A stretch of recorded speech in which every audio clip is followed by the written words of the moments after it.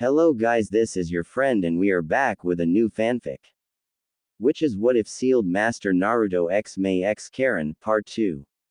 And if you enjoy this fanfic then please press the like button and subscribe to my channel for more fanfic like this and comment for next part. And now let's start the fanfic. When Naruto arrived at the hotel, he found a message waiting by the window. Jiraiya, he thought. He opened it. Tanzaku guy in 7 days. He could do that, but he had to leave as early as tomorrow. He wanted to travel slowly by the fire country. He could speed through the river country and rest once he crosses the border. Hidden Leaf. Danzo, we have to do something about the Kyuubi's Jinchuriki, Koharu said to the War Hawk. It has been more than 2 years and he isn't coming back, Tsunade isn't even saying on the matter. Danzo didn't react visibly to this. This was a troublesome issue, yet nothing new. But with Tsunade present, he couldn't get close to Naruto. Well, with the blonde outside of Konoha, he could make his move. Jiraiya wasn't always with the Jinchuriki. The Sandaime had stonewalled all attempts to get close. He had blocked him and threatened him. His former teammate was willing to turn a blind eye on most things, but when it came to Naruto, he had been immovable like a mountain. There had been no forgiveness. Even Koharu had been told that she wasn't to bring out Naruto when they talked unless she was asking his health or how he was doing in class. If she persisted, she would be sacked as an advisor. He is a flight risk and we cannot afford to lose the Kyuubi. We have already lost the Sharingan. We can't afford this loss. Danzo didn't generally care for the boy, he cared for the Kyuubi. He is currently in Sunagaku training there. Suna, have they selected a cage, yet? No, he said. If I had my way, we would have just taken control over it. There wouldn't be a need for a cage, but Tsunade has been unwilling. Well, for someone who has fought in wars, Tsunade can be quite naive at times, Koharu said. What are we going to do about the Kyuubi's Jinchuriki? I have a plan, Danzo said. Naruto didn't know how it came to this, but he was standing at the gates of Suna, with Temari beside him, Gaara holding out his right hand.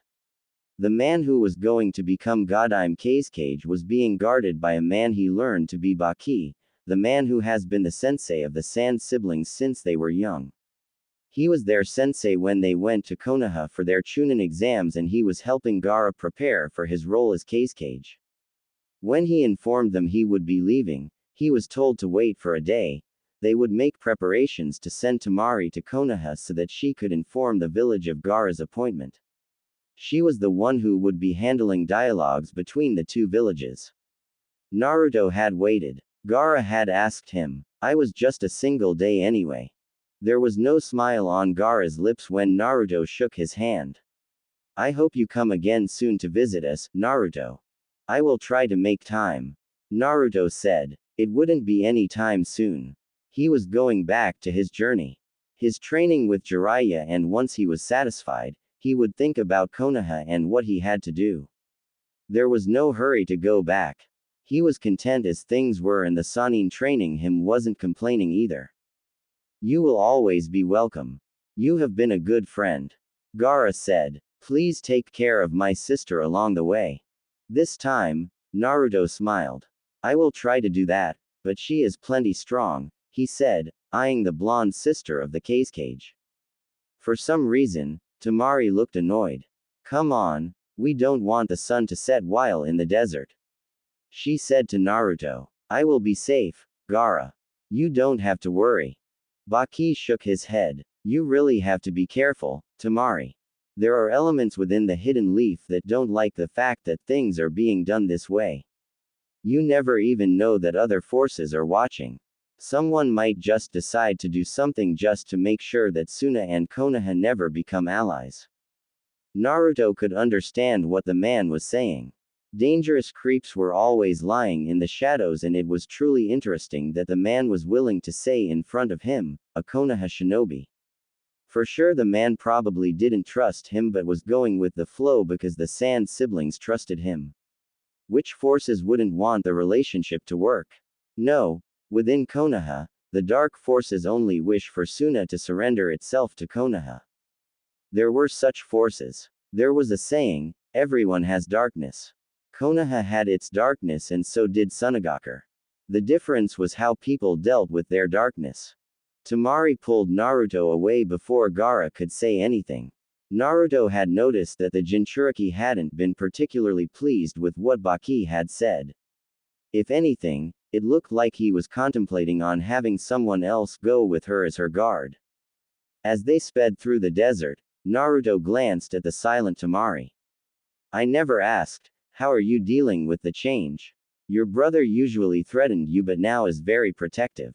I'm just happy that I have my younger brother again.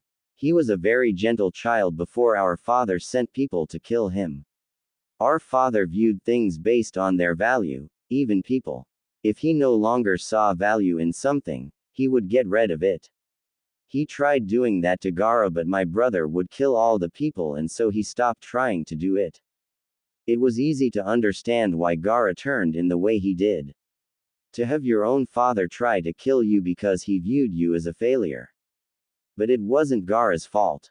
It was their crappy Fuinjutsu users who couldn't devise a seal capable of allowing Gaara to use Shukaku's chakra without the Biju influencing him. The Uzumaki would never create something so pathetic. Fuinjutsu in some other villages was truly cheap imitations of the work of art that his clan was able to create. The seal that housed the Kyubi was an example of this. It may have been used by his father but the basis of it came from work of the Uzumaki, something that his mother taught the Yondaime. You look displeased. Naruto smiled. Got lost in thought, he said. I don't know what I would if my own father was trying to kill me. Then again, had it not been for some of the Sandame's laws, I might have just hanged myself. Temari frowned. He could say something like that and yet sound so indifferent. Regardless of how you thought of it, that was just sad. Do you really have to say something like that in that tone? This is because it is the past, Temari. That aside, I have come to understand that only hopeless people will think of ending their lives. My situation wasn't hopeless, I'd just yet to see the light. Naruto said a bit firmly. I'd like to camp somewhere closer to the border of the fire country, can we speed up a bit? You do know that I don't have as much stamina as you do, right? Well, if you get tired, I will carry you, Naruto said with a smile. I'd rather you not. Naruto just laughed and they ran through the desert, taking water breaks and there and then. By the time they reached the river country, the sun had already set and they stopped running. They walked slowly for a couple of hours before they finally reached a place where there was a stream of water and decided to rest close to it. Fire was set and tents were put up. Naruto collected the wood and did the fishing while Temari watched. He seemed like he was used to this kind of thing. His tent though, it was big and she had peeked inside, it wasn't the kind of thing shinobi carried. It looked just way too comfortable for camping through the night. Then again, this wasn't to make you suffer. You couldn't mistake the symbols on the tent. It was the symbol she saw on every shirt he wore. Where had she seen it again? Temari couldn't recall but it was obviously something that had a meaning to Naruto. She was alone with Naruto, only separated by the burning fire that kept their bodies warm. Temari hadn't really thought such a moment would come. She hadn't thought it would feel so weird. They were alone. No witnesses. He was the person who said things that provoked her to think thoughts she would never think. It worried her. It wasn't her physical safety that worried her, but her emotional state. Naruto's face was strange. Since he walked away down the water stream and disappeared, he was strange. She couldn't see it clearly, but she could feel that there was something different. I'd thought you'd be saying all kinds of things now that we are alone, Temari said. It wasn't that she wanted him to tease her. She didn't want it. But she had nothing better to say to break the awkward silence. It was the first time she was experiencing this moment with him. Then again, she had never been so alone with him. Naruto's eyes moved towards Temari. They could clearly see her. He could feel her breathing. She wasn't calm. She was having a difficult time. He could feel the slight tension in the air around them. Perhaps it was his silence. He'd never been so silent with her. You have your guard up. I'm waiting till you get sleepy before pouncing. Tamari smiled hearing those words. It didn't make her uncomfortable. It made her happy that he had responded positively. That reminds me, I'm sleeping with one eye open. Can't trust you not to peek while I sleep, can I? Naruto shook his head, wagging his index finger. You're thinking peeking.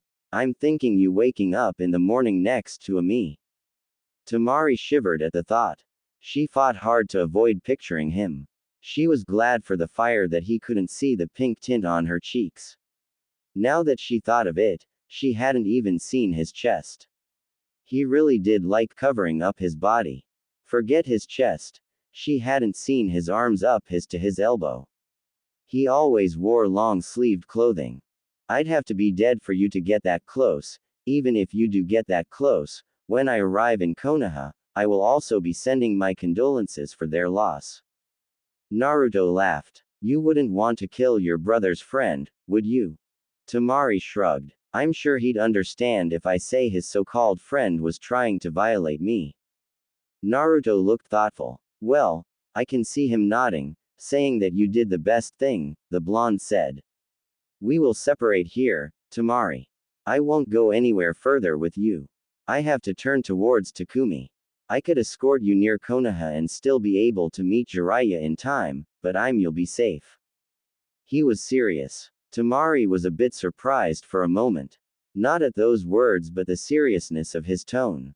It sounded like she was talking to someone in power, someone who was dishing out instructions that were not to be questioned. Why? Naruto knew, she was asking why he didn't want to get close to Konoha. She was curious. My training trip wasn't supposed to take long, but it has been over 2 years and we are working towards a third. They probably want me to return, but Jiraiya and I still have many things to do. If I go near, I will be forced to get into Konoha.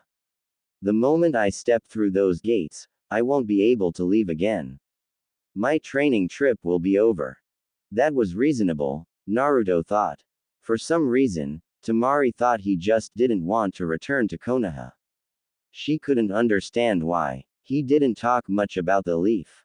He almost never said anything unless you asked. She didn't want to be nosy, but she was curious. She nevertheless didn't ask him. She didn't want to be a bother. I see, Tamari said. She paused, and stared. She wanted to ask, but she didn't know how to say it. When do you think we will meet again? At that moment, Naruto realized, he had grown a little too attached to this person than he would have liked. He had trained with her for many days. He had shared many laughs with her. He had seen her smile. He had seen her flustered. And honestly, he thought it was adorable. His smile would only make her angry. But that was fine. That was Subaku no Tamari. Naruto smiled. Tamari saw it. When Naruto realized he was smiling, and he had been caught, he didn't drop it. He was used to her presence, her curious glances. She was always trying to figure him out, trying to study him. Perhaps it was dangerous for him. But he was okay with it because she never asked. She never tried to sneak behind him to see what he was doing. She was curious, but she knew not to pry.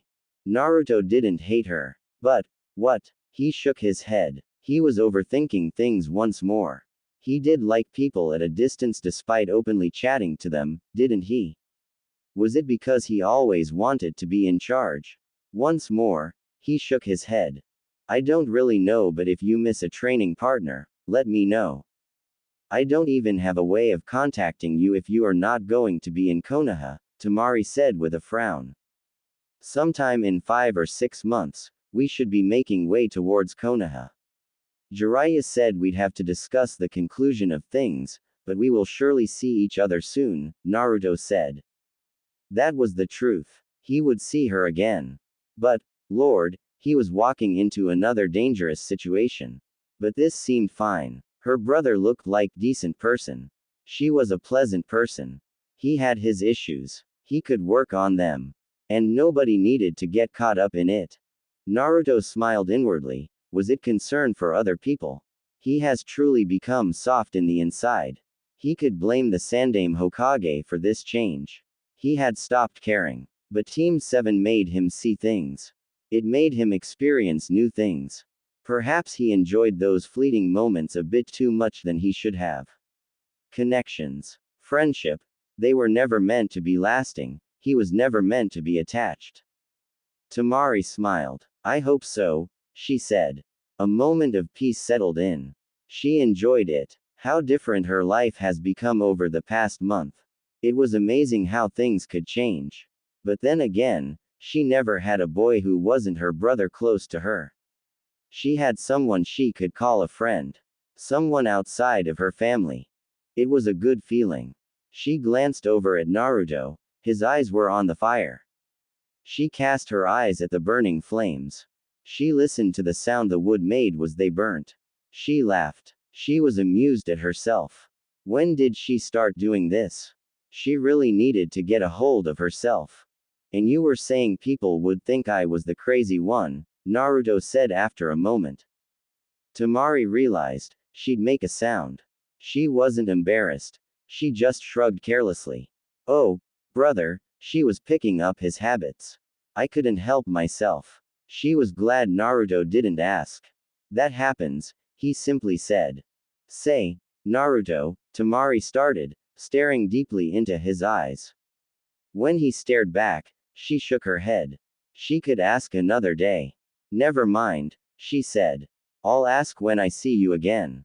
It was unlikely to be soon, but Naruto wasn't that curious to know what she wanted to ask. His mind was already filled with too many things. I'll remind you, I'm going to check the parameter. He stood up. Take my tent for the night, I will keep watch. Not for the whole night, wake up me so that you can also rest.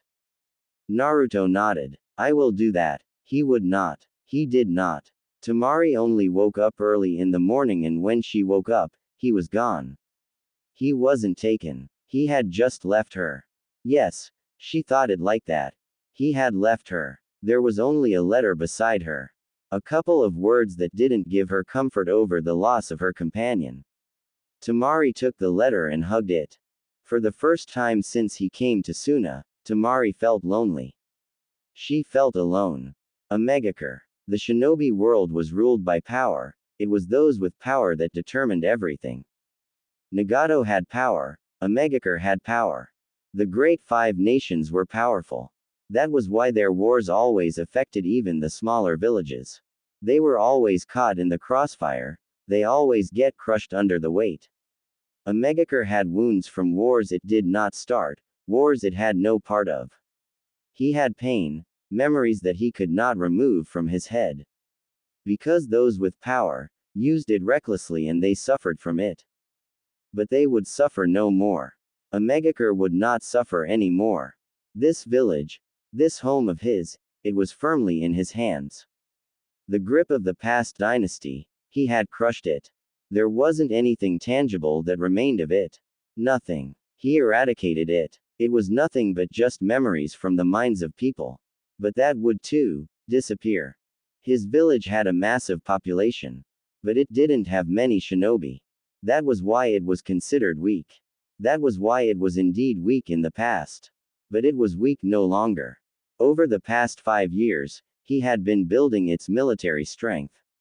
It had shinobi who could fight, shinobi who could stand behind to withstand the might of any hidden village. Jinchurikis were not a consequence. He could handle them, because he was strong. Conan, Nagato glanced over his shoulder as his partner walked towards him. Itachi just left the village, did he say anything to you? Conan nodded. Sometimes the Uchiha had a tendency to walk away from the village without saying anything. The journey always ended up in the Fire Nation. She had always assumed he was going to check on the hidden leaf, but he never said anything and they never asked him. He is going to offer his services to Uzu. Conan handled the Akatsuki while Nagato handled duties of the village. She handled all mission requests made to the Akatsuki and she assigned them to whoever she thought was suitable. But Uzu was always specific in their demands. It was always Itachi. Nagato went there occasionally. I hope he is careful this time around. Last time he returned before the mission was over because he had put some people under genjutsu. Nagato shook his head. The Uchiha was smart. But those people in Uzu were not to be underestimated. Even if Itachi was powerful, those people were not the ones to be fooled easily. The visual prowess was a thing to behold, but the eyes in that village saw everything. They said they made preparations this time around. He is going to stay in places he has to see. I doubt he has seen anything they don't want him to see. Nagato nodded to this. We are going to be doing more missions these days. But it will attract attention, he said. He was referring to AIM Shinobi. But it can't be avoided. We are ready for the world. The village will however remain closed. It isn't time yet. Iwa is trying to hire the Akatsuki to look into Uzu. Any other village trying? Konan shook her head. At least we know who the enemies are, but we can't afford to do anything at this time. The risk is too great for us. But if they try anything, they will be crushed. Nagato said. We are going to change this world, and there will be no one who will stand in the way. Those who try will be crushed. We have been wrong too often, and because these people have power, they have always gotten away with it. We shall no longer allow them to make us experience pain. If they tried, it was them who would be made to experience the pain they have felt. Perhaps they would understand. Maybe they would not. But this world had to be changed. This order of things would be changed. And they would do it. They would not fail. Konan looked down at the streets. This was at least something they had managed to do, secure a megacure. The village that once rained constantly now saw daylight. It was a beautiful sight. It was their home. The home they fought to protect when Yahiko was still alive, and the home they now controlled. Uzushiogakure was a good friend of theirs. They could not accept any mission that required taking action against the land. It had already seen destruction, it would not see another one. What do you think will be Jiraiya-sensei's response when he hears that we are still alive? For some reason, Konan felt like asking the question. Their sensei. The man who taught them ninjutsu. The man who showed them love. He was a good sensei. A good person. When his teammate offered to end their lives, he offered to give them tools for survival. I wonder, Nagato said. But what he says is irrelevant. We have our dreams, Konan. No one will stand in the way. Not even Jiraiya. Later that day, Hidden Leaf. Temari had indulged the thought that Naruto had been watching her all the way. She had felt like she was being watched along the way. But when she stepped into the leaf, she felt like she was really being watched. The eyes were not friendly. She could feel it, and it made her uncomfortable. She really wanted to get to her business, then just get away from the village. Baki had been right. There were forces that were not pleased with how things were progressing. But at least no one in the village was glaring at her. They seemed to be over the invasion. Then again, Suna had really lost as well. Their leader. Her father had been murdered by Orochimaru. Temari wasn't particularly sad by it. Even so, had he been alive, things would have been difficult. The leaf might have forced them to surrender. It was different because they knew and understood that they had been tricked. Temari glanced at the person beside him. The Nara she fought in the Chunin exams. He was the one who welcomed her. He really looked happy with the silence. He was part of the team that entered the exams with Naruto. She wanted to ask, but she bit her lip. She didn't want to pry. Naruto never spoke. It was better to keep things as they were. You people are rather forgiving. If she was able to walk freely here, then her brother would be welcomed when he comes to this village. It wasn't a bad thing, it was good, and she couldn't have it anyway. She wished Suna was like that. She wished people accepted her brother as she has, but she had to forget about it for now. It wasn't going to happen any time soon. She still held hope nonetheless. She did wonder though, did they treat Naruto in the same way? Temari shook her head. She was thinking too much about that person who left her without a word. Now she was angry. She just wanted to hit him. Not everyone, Shikamaru thought for a moment. I think they just realize it would be too bothersome to hold grudges. Suna didn't cause the Sandame's death, it was Orochimaru. He paused. It is possible that they are blaming everything on Orochimaru.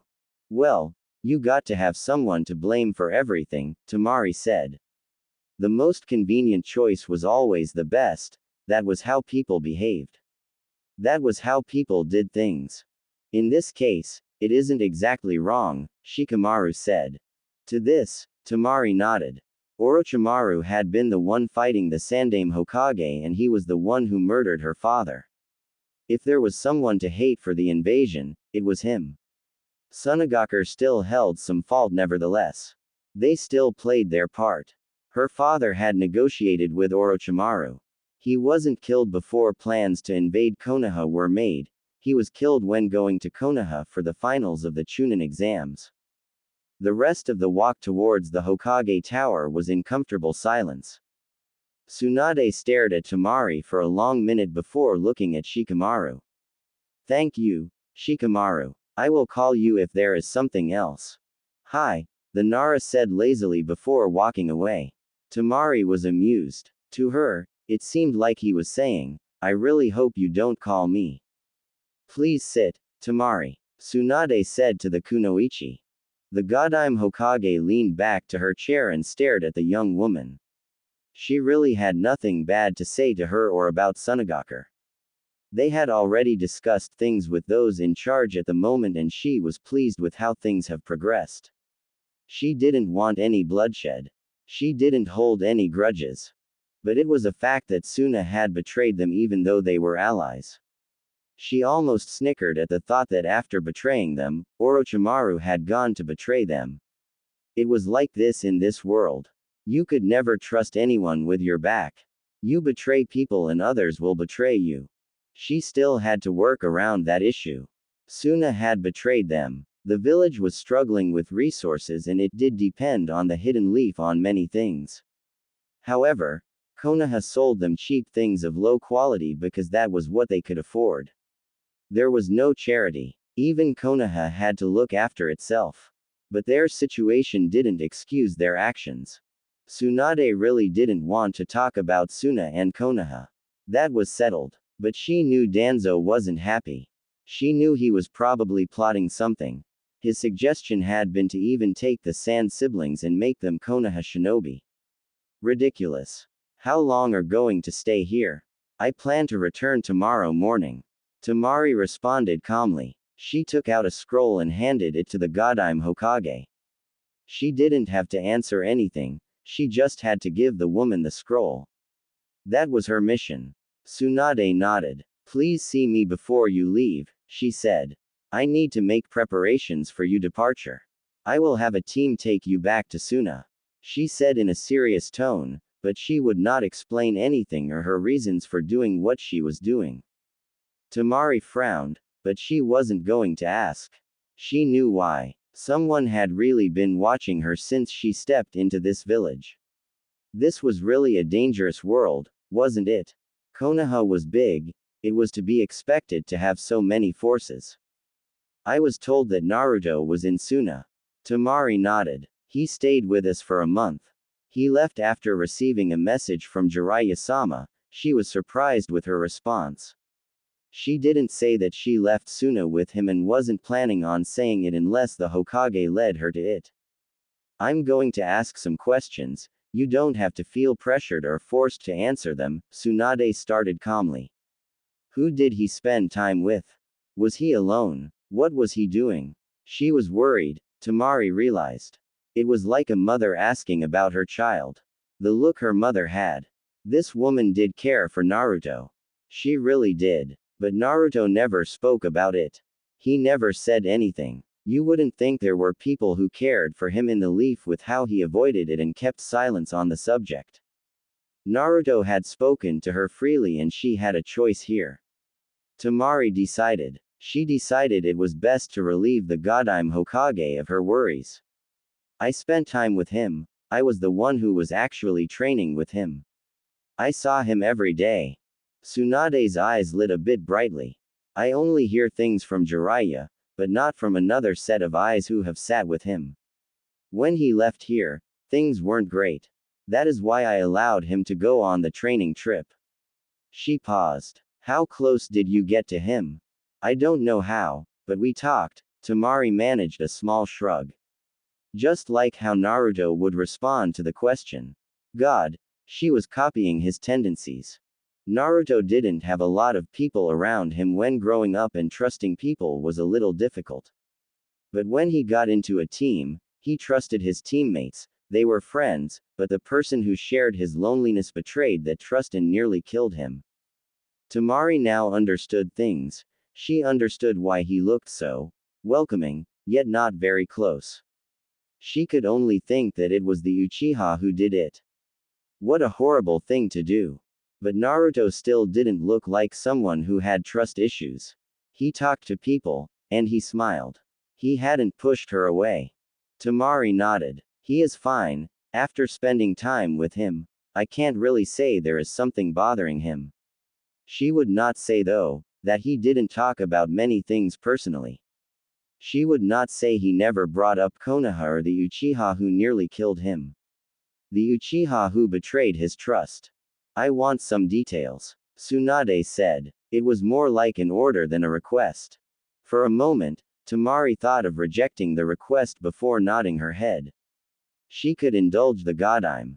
Perhaps she would get to see how the experience affected her. Talking about it, sharing her experience with Naruto to someone who was listening so attentively, Tamari felt like she was just breathing new air. It was a good experience.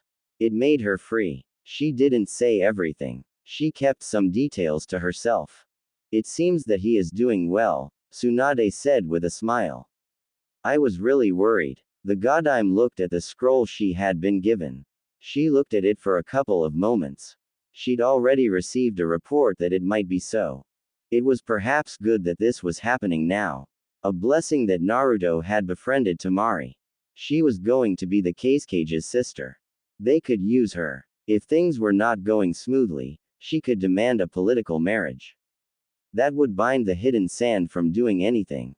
She could use this card to silence some critics over the way she has handled things. She wasn't going to do it, she was going to wait and see. Your brother is still young, I haven't met him, so I am going to be honest, what do you think? Tsunade asked the blonde wind user. He is capable and Baki has been preparing him over the past year. She would not say that he was simply being put in his position because the council was afraid of him. But that was Suna's internal problem. They would deal with it. If Konoha found out about it, they would work it out. But this didn't mean he didn't have the qualities. He had them and he would do a great job as Kage. That isn't very reassuring, but I have seen enough not to underestimate someone because they are young, Tsunade said. I will write to him. Konoha is still open to trading with Sunagaku, but we will have to revise things a bit. Tamari managed a smile. I will pass on the message, she said. A couple of days later, when Naruto walked into the room he had rented in this gambling town, he found himself standing face to face with blood-red eyes. Sharingan. Those eyes. Those damned eyes. Naruto really didn't like them. He wouldn't go as far as to say he felt nothing but contempt for them, it would be extreme. He knew this person. This was the elder brother of Sasuke. He should be afraid. He should be worried about the motives of this person. But Naruto was not. He was only curious, but he didn't show it on his face. His heart was beating a little fast, but he wasn't concerned. He needed to silence it. It was a dead giveaway. He walked past the man and settled by the window. Jiraiya was already in town. It was only a moment of time before the Sannin found him. Maybe he was already on his way. Itachi watched Naruto carefully. He should be surprised by the blonde's reaction to his presence, but he wasn't. He didn't even raise an eyebrow. He just watched the blonde walk past him. If Itachi wasn't seeing the blonde, he wouldn't say he was there. He had managed to completely erase his presence. It was remarkable. The tool's a trained silent killer. He didn't have much time with the blonde, Jiraiya was probably charging to this place he stood. I want to speak to you, Naruto-kun. Naruto didn't turn to the Uchiha, he merely responded in a cold tone. You have my ears, but not his eyes. Though, I find it interesting that a known S-rank criminal would be interested in just a mere genin. I think we both know you are more than that, Itachi responded calmly. I once served as an Anbu in Konoha and the Sandaime trusted me very much. Naruto glanced at the Uchiha through the corner of his eyes. I know, I did see you once or twice. He did speak very highly of you, even after the massacre. Then again, he was still fond of Orochimaru despite everything. The blonde paused. Like I said, you have my ears but I may not respond. If I want to get answers from you, I'd be forceful, Itachi said calmly. It is about Sasuke-kun. Naruto said nothing. I know you were friends with him. I know things happened and he ended up joining the ranks of Orochimaru. He is training now, trying to gain power. You once tried to get him to return to Konoha, would you try again? Naruto faced the Uchiha with a look of indifference. Why? That baffled Itachi, but he didn't let it show. You no longer consider him a friend it seems, there was still no emotion in Itachi's tone. Naruto looked away from Itachi without saying a word. After a couple of moments he responded. I can't really figure out why you are asking. I don't even know why you left him alive. I was thinking perhaps you just couldn't kill your younger brother, he shook his head.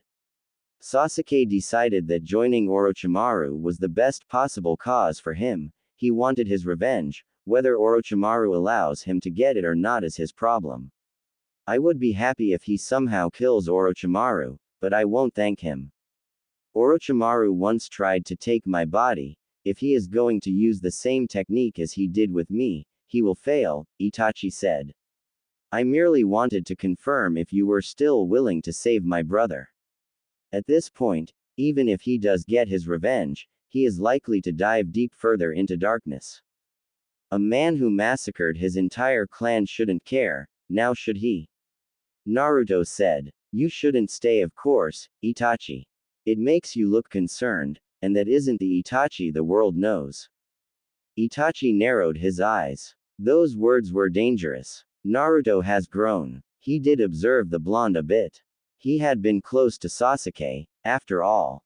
The way they parted wasn't great, but still, he didn't expect the blonde to be so cold. What do you want from me, Itachi? I don't think you have come here for Sasuke. I have been around people, and when they want something, you sense it. This wasn't even the kind of crowd he hanged around with. Having such people with curious glances was even dangerous for him. Never did he even think that he would end up getting a visit from this infamous man. Konoha once worshipped him but now he was just another Orochimaru. Pitiful. But Naruto didn't care much. He wasn't even fond of the Uchiha.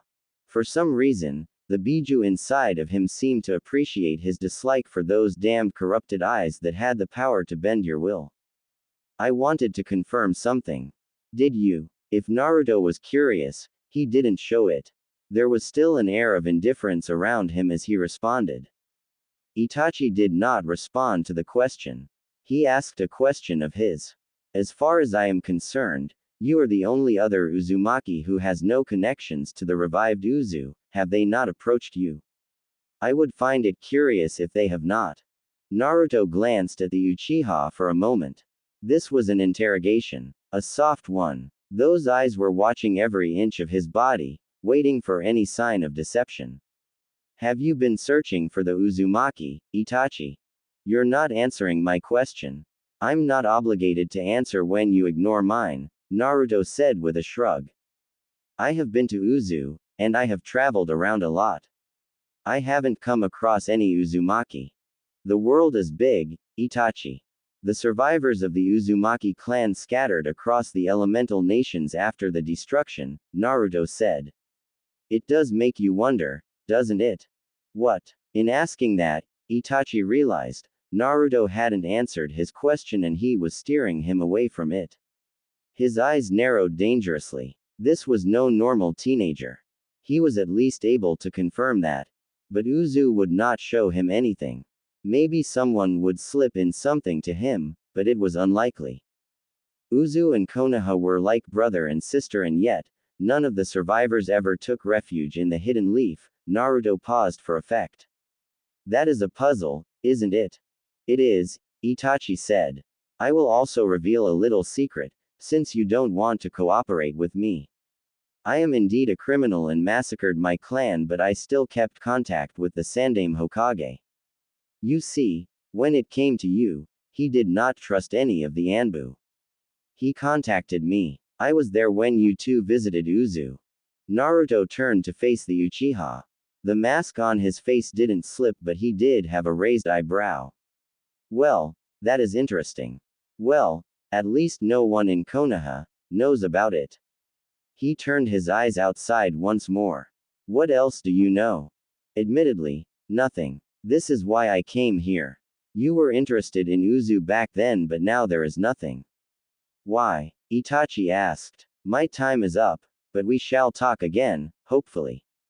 The Uchiha disappeared from the room after those words left his lips. A few moments later, Jiraiya burst into the room, looking worried.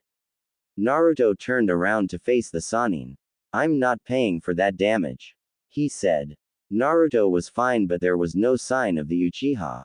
Jiraiya frowned. He was late, but at least there was nothing wrong. Then again, he didn't exactly think that Naruto would have been harmed. What would Itachi have against his student? The Uchiha was a member of the mercenary group, Akatsuki, but they wouldn't be after Naruto, would they? Glancing at the door on the floor, Jiraiya sighed. I didn't book the room, I can't pay. I was never even here. Naruto sent the Sannin a look. You will regret many things, sensei. That said, he looked back at the window. What took you so long? I gotta held back someone, Jiraiya said with a grin. A young beautiful lady, and you just couldn't resist until you realized she was being manipulated, Naruto said with a shake of his head. You can be remarkable sometimes, sensei. You are only saying that because you didn't see her, Naruto, Jiraiya said.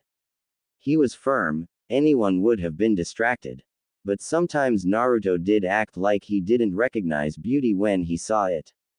Now that Jiraiya thought about, he never saw the blonde with a lady, even though he visited bars. He always came back alone. He was truly missing the joys of life, and this was his student.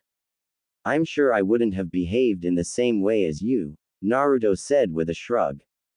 When are you going to follow me? It would be nice to show you off. I did it once, never again, Naruto said with a slight shake of his head. How was your work? Jiraiya looked thoughtful for a moment. There was no harm done with Itachi, so they would discuss this issue some other time. He would not forget. For now, he was happy. He didn't want to ruin the moment even. Fruitful, the Sannin said calmly. I heard you got close to a certain blonde head, a grin plastered his face. Naruto faced Jiraiya for a moment. That look. The smile. It suggested something, but Naruto wasn't going to think too deeply about it. Tamari is a delightful woman. But that was that.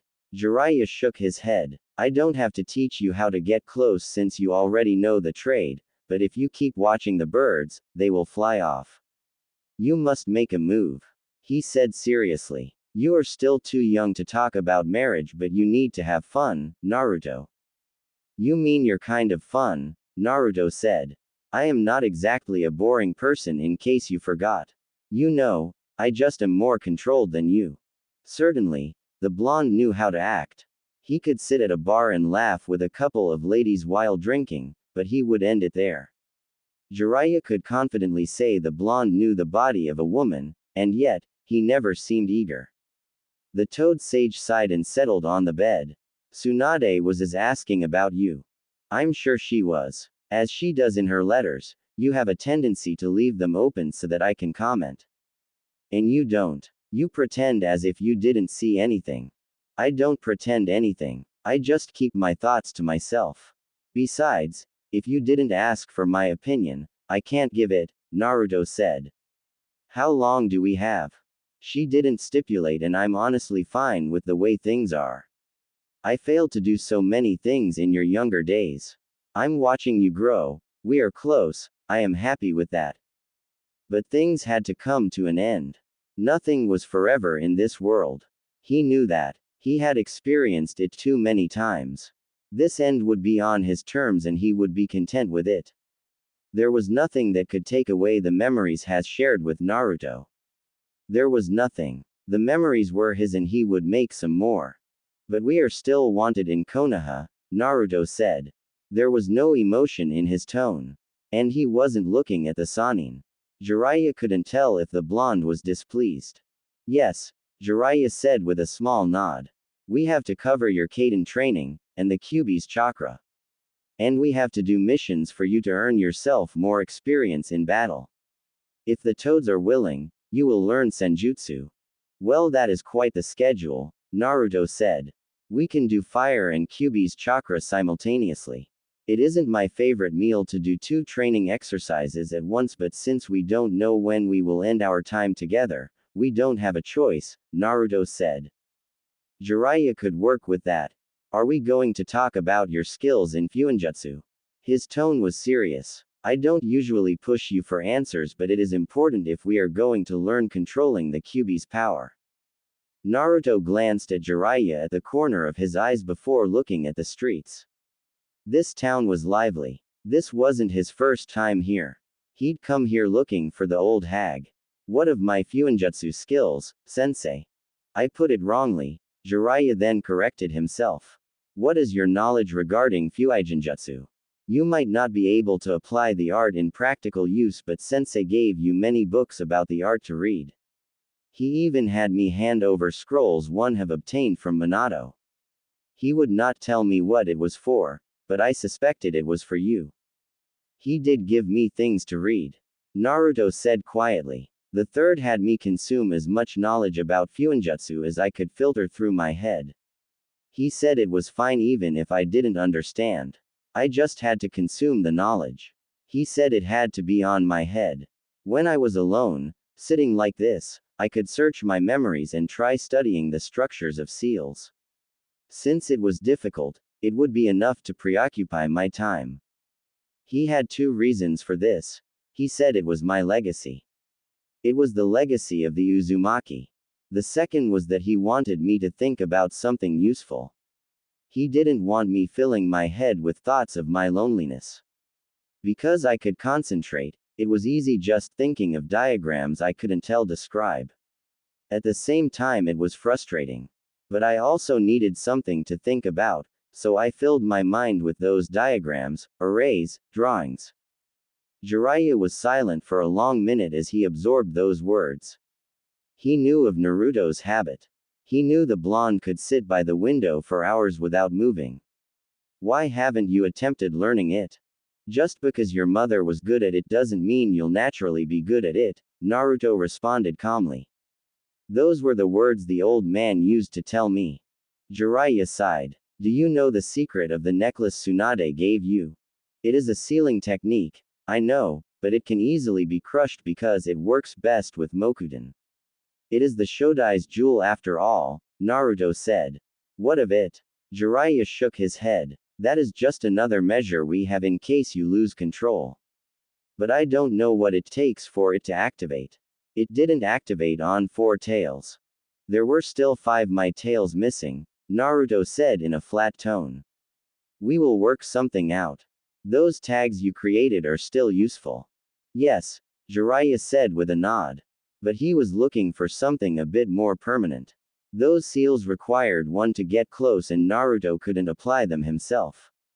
There had to be something that could be activated automatically or through a hand sign. He would think of drawing up something. But at this stage, his mind could only think of a chakra suppression seal. How was the situation in Sunagakur? Ah, he did have a side mission. And now he had to give a briefing. Gaara is going to be made cage. I don't know when they will do the coronation. But you can rest assured, he is a good person who won't think of doing what his father did. I think by now they already know their village is weak. I didn't actually think that they would make him Kage, Jiraiya said with a shake of his head. He is still just a brat. And Suna is a mess. Last time I checked, the Wind Daimyo was no longer even funding it. Their failed invasion hasn't even earned them new allies. That may be true, but Gaara is willing and has a lot to prove, Naruto said. You thought they'd put Baki? Jiraiya nodded. He was the Kage's right-hand man. Whatever he did, that man was in it too. The man explained. He then stood up. Let's go out. The day is still in its diapers. We need to let loose of some steam before going for our training.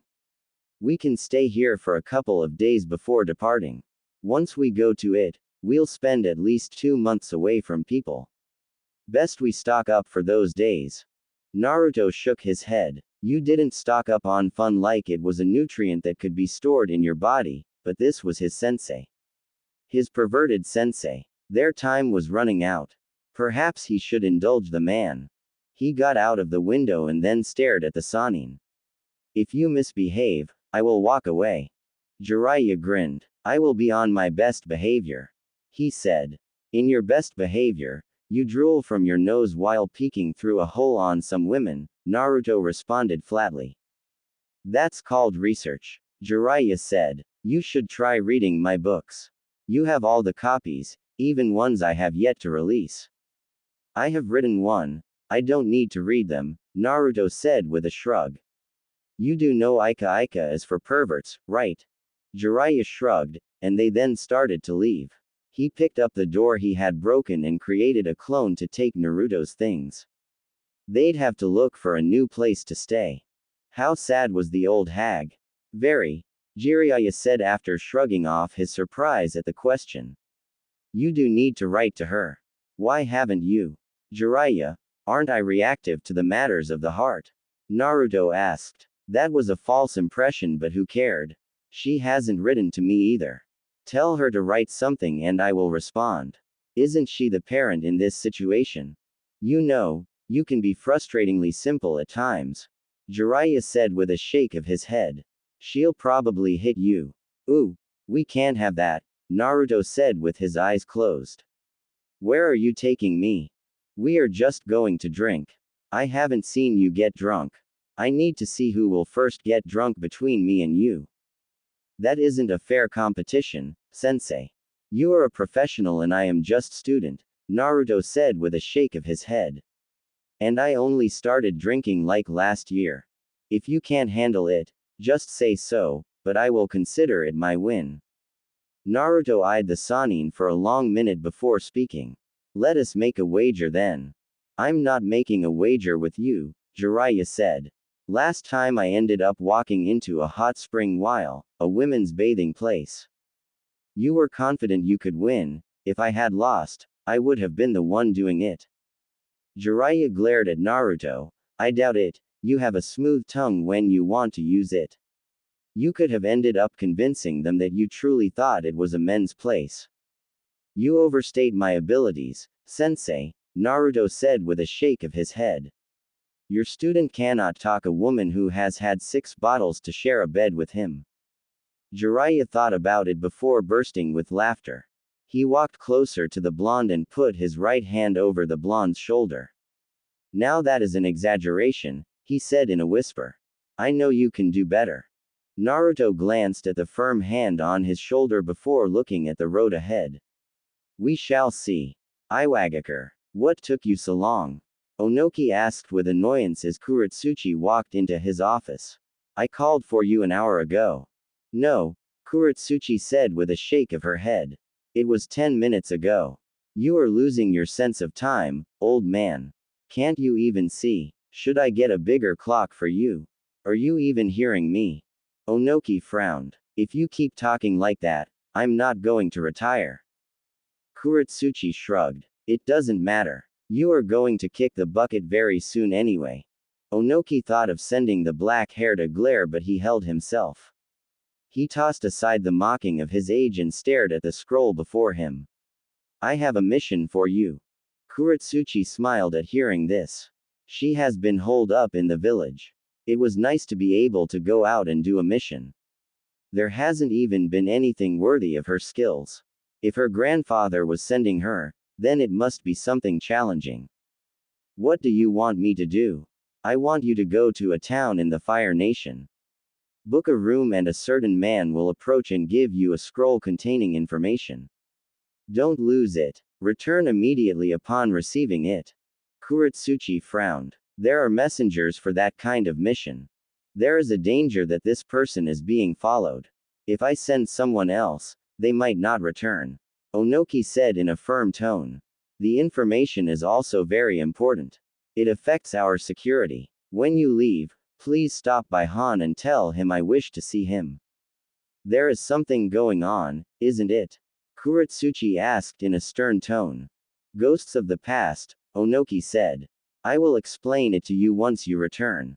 With the information you will receive, there should be something to talk about. Otogakur. As the days pile up, his master was getting worse. He was coughing blood and now they had bandaged most of his body. He kept in his room. It was almost pitiable. His once active and flexible master had been turned into something human.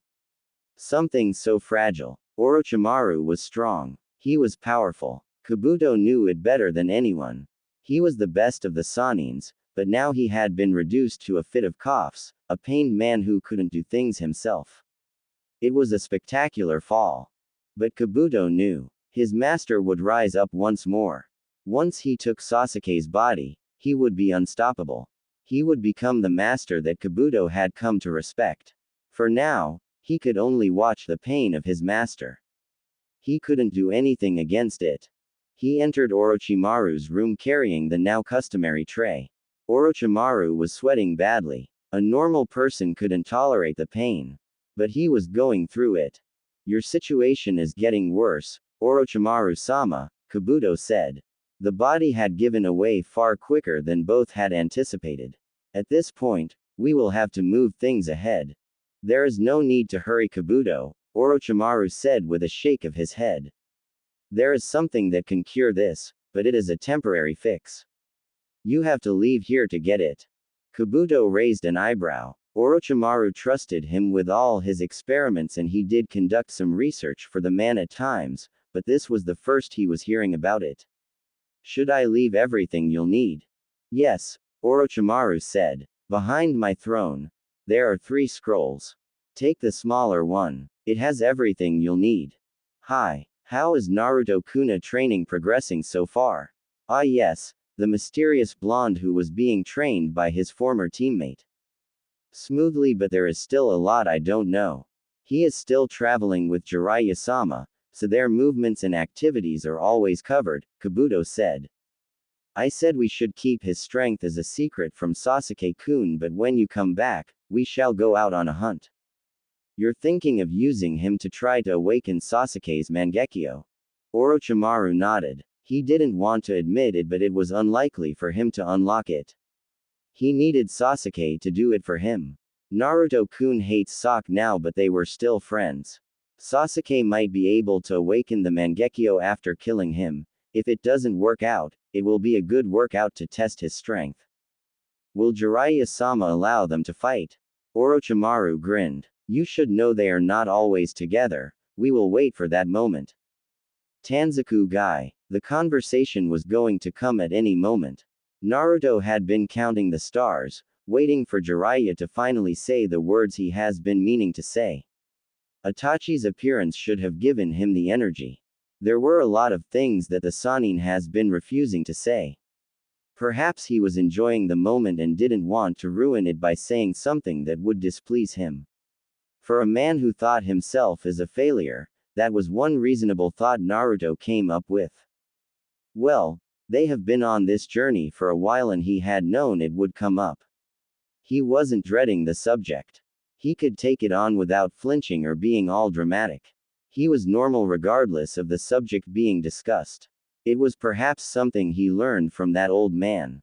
Thinking of Hiruzen, Naruto couldn't help but play a couple of memories from the past. The good days. The whole of Konoha was against him. Academy teachers didn't want to teach him. They made sure to screw things up for him. It was a miserable existence, but Naruto had lived through it. He had endured because that old man was there for him, the Kyuubi's Jinchuriki. What did Itachi say to you, Naruto?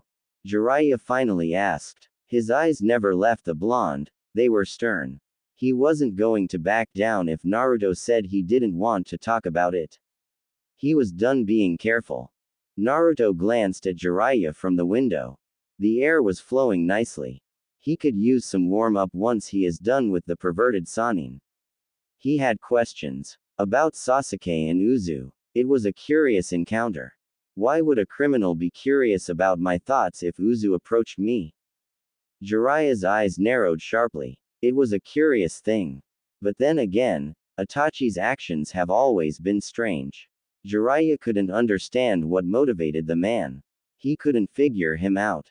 But then again, when he walked in a room, the Uchiha jumped out through the back window. They could never meet, but he was really looking forward to that meeting. That is indeed curious, Jiraiya said in thought. What did he say when you asked? Said his time was up, Naruto said with indifference. I was interested in his answer though. The way he asked didn't exactly sound like man corrupted by power. Then again, you can never be sure about appearances when it comes to the Uchiha, the blonde finished calmly. What if he is working with Uzu? Jiraiya said. Itachi has an affiliation with the Akatsuki, but I don't know anything about it. I'm merely speculating, but it could make sense if he was asking on their behalf. Jiraiya thought there was a chance that Uzu recruited rogue shinobi to protect itself. There couldn't be powerful shinobi in the village, so they had to be thinking about hiring shinobi who can protect them. He could be wrong. There wasn't that rumor out of things that reached the Wave Country. Well, he is a powerful shinobi, but again, you still question his motive, Naruto said. Jiraiya nodded. What did he say about Sasuke? Strange, Naruto said. He asked if I was still willing to fight for him, to try to bring him back to the good side. I was given the impression that maybe he doesn't actually hate his younger brother. From what I hear, Itachi loved his younger brother. It could be that he left him alive because he just could not kill him, Jiraiya offered. But that still does leave the door open to many questions. And zero answers, Naruto added. Jiraiya grunted in response. That is true, he paused before asking. What did you say about Sasuke? Are you still willing to try to get him back to the hidden leaf? Why? Naruto said. That is the response I gave Itachi and I am giving it to you, sensei. Naruto said. There was still no change in emotion. His voice never faltered. He was neither cold nor hot. This lack of emotion frustrated Jiraiya. Not because he expected the blonde to throw a fit. Naruto never did that. He was reserved and controlled. But this indifferent response meant he couldn't read him, and that is what frustrated him. He was your friend, Naruto. You cannot erase the past you shared with you. Regardless of what happens, the Sasuke you shared a past with will always be there. Jiraiya said in a stern tone. Regardless of what happens, Sasuke is a former Hidden Leaf shinobi and the people there still want him back. If you are ordered to bring him back, would you say why? When a shinobi is given a scroll and told to deliver it, does he ask why and what is in the scroll? Jiraiya frowned. Although Naruto wasn't looking at the Sannin, he could tell he was frowning. Exactly, Jiraiya. I would carry out my duty. Itachi was asking for my thoughts on the matter. If it was my choice, what would I do? You didn't answer his question and you didn't answer mine. Your responses have been with questions. Jiraiya said. I gave you a reason. He was your colleague. Now, you can either choose to ignore it or accept it. I have no attachment to the Uchiha, Naruto responded. Honestly, his attachments to the people in Konoha were fragile. He never got too close because he knew it was a fleeting moment. I have not really thought of him since he departed sensei. At this point, Sasuke is irrelevant to my training and my future. Regardless of how you look at it, those words were just cold. Then again, how many years did he spend chasing after Orochimaru? Did he succeed? Of course not. I really hope I don't become irrelevant. Naruto glanced at the Sannin for a moment before shaking his head. You can be miserable at times, he said. But it is a fact, Sasuke and I were friends. It wasn't what he wanted.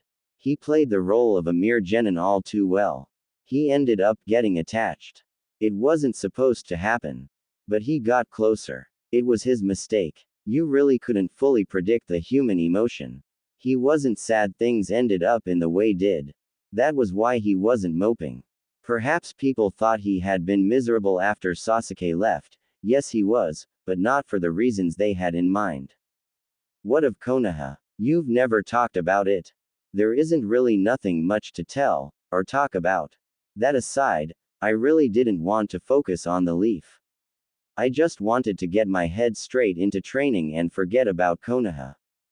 It doesn't work like that, Naruto. Konoha is home, you have to think about it. Perhaps, but we are still going back.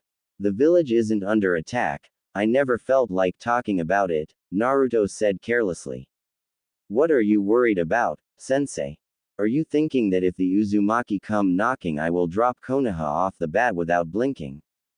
Jiraiya wasn't that concerned about it, but to say he didn't think about it would be an outright lie. Naruto would have every reason to depart the leaf, and honestly, Jiraiya would not blame him if he decided to leave. Konoha hadn't done him any favors. Minato would be disappointed. The leaf was supposed to be home, but it certainly hadn't treated him like it had been his home, and that was because he was the host of the Kyuubi. Uzu was still Naruto's home. His mother came from the land. If he wanted to go back, there shouldn't be complaints.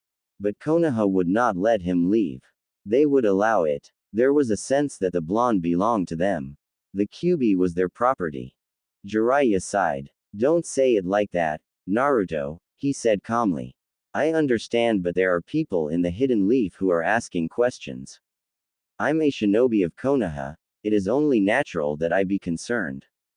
Naruto didn't offer an immediate response. A couple of moments passed before he spoke. Well, you still don't know if Uzu is an ally or an enemy. There should be concern there, he said. Everyone is worried about that, Jiraiya said with a nod. Tsunade wants us to be on the lookout for Sasuke. If I get information about his whereabouts, we will move. Any time now, Orochimaru might take over his body. Well, that is what he wants. He is willing to sell his soul to the devil, Naruto said without emotion. But Sasuke is an emotionally unstable spoiled child. I guess it can't be helped.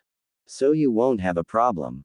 Naruto shook his head. Not at all. A mission is a mission, and we can't have Orochimaru becoming powerful. It would become a problem, he said. When do we move? I'm still waiting for some information, Jiraiya said. He was silent for a couple of moments before speaking. I feel that there is a storm that is coming. It is making me nervous. This world might become unstable and the peace might be threatened. Naruto wasn't all that deep into the talk of peace. Jiraiya surely loved the subject, and Naruto had indulged the Sannin on a couple of times. Well, we must be prepared for everything.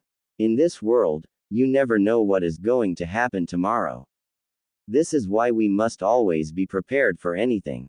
To this, Jiraiya nodded. I'm going to see one of my contacts, the Sannin said, standing up. You want to come? Naruto shook his head. I have had enough activities for the day. I wish to stay in. I will go out tomorrow to stretch some muscles. Jiraiya nodded and walked away from the room. With the Sannin gone, Naruto released a long breath he'd been holding. Silence. Peace. The solitude. Finally, Naruto was sitting on a clear field, just away from Tanzaku. He had an expressionless mask on his face, staring down at a couple of lines he'd drawn on the ground. Sometimes he liked to keep up with sealing. He didn't need any more training. Manuals. Many seal structures and what they did, they were memorized inside his head. The Sandaime Hokage had made sure his mind was a field of seals. Sometimes it made him crazy. Sometimes whenever he closed his eyes, he could only see the marks, the tattoos. They were complex and he'd obsessed trying to untangle them. At least spending hours each day just thinking about seals had driven away the demons. The laughter inside his head, the whispers from the villagers, those eyes that glared at him with nothing more than contempt. He'd forgotten about them. Even when teachers at the academy refused to give him anything good and actively tried to sabotage his grades, Naruto had found comfort in Fuinjutsu. His legacy. His savior.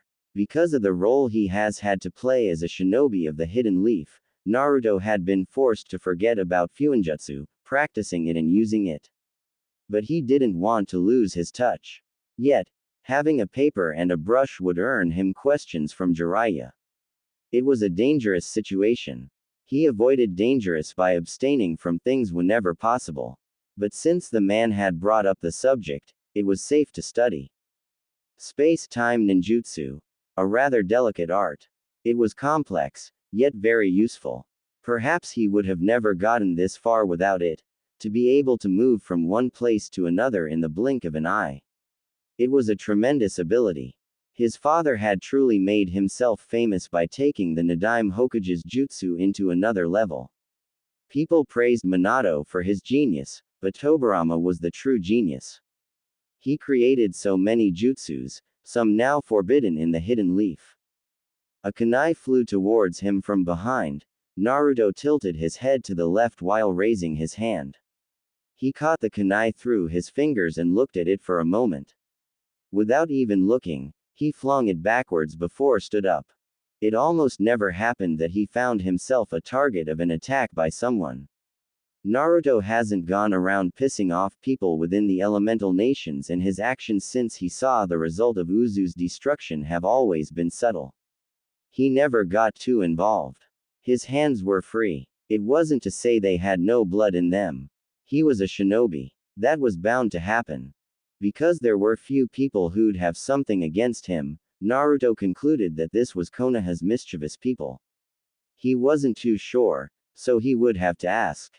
He doubted they would talk, but he would still ask. There was no harm in asking, was there? Naruto looked at the four masked men with an expressionless mask. He was being disturbed from his training.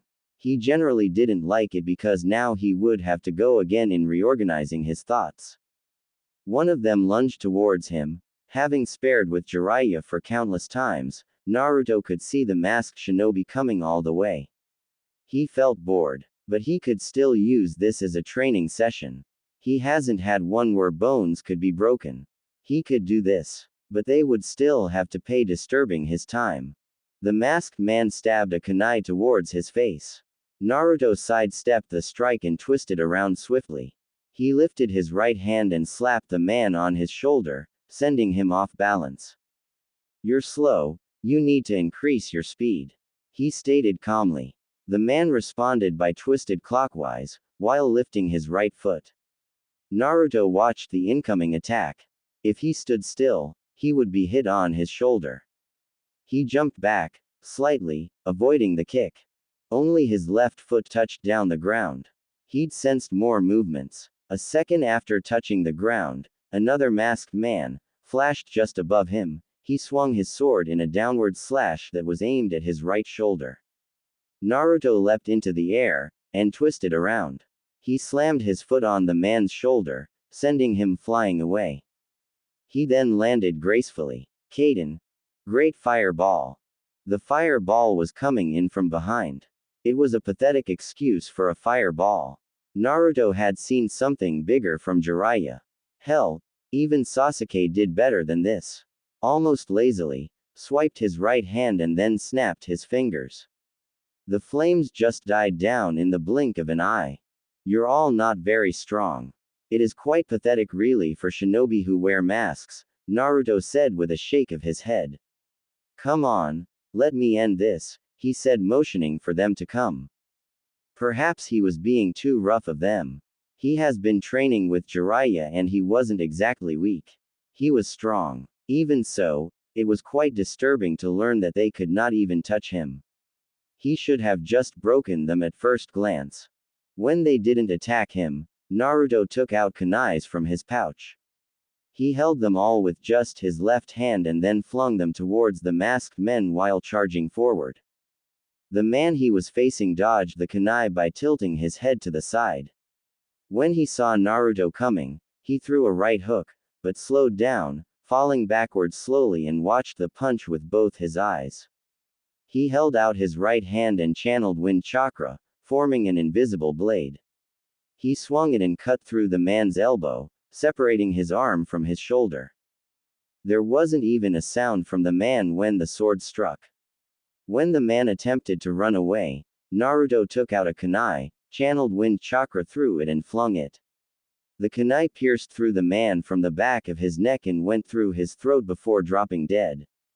Naruto fell on his back when he saw another masked man stomping downwards. He rolled to the side just once to avoid the blow.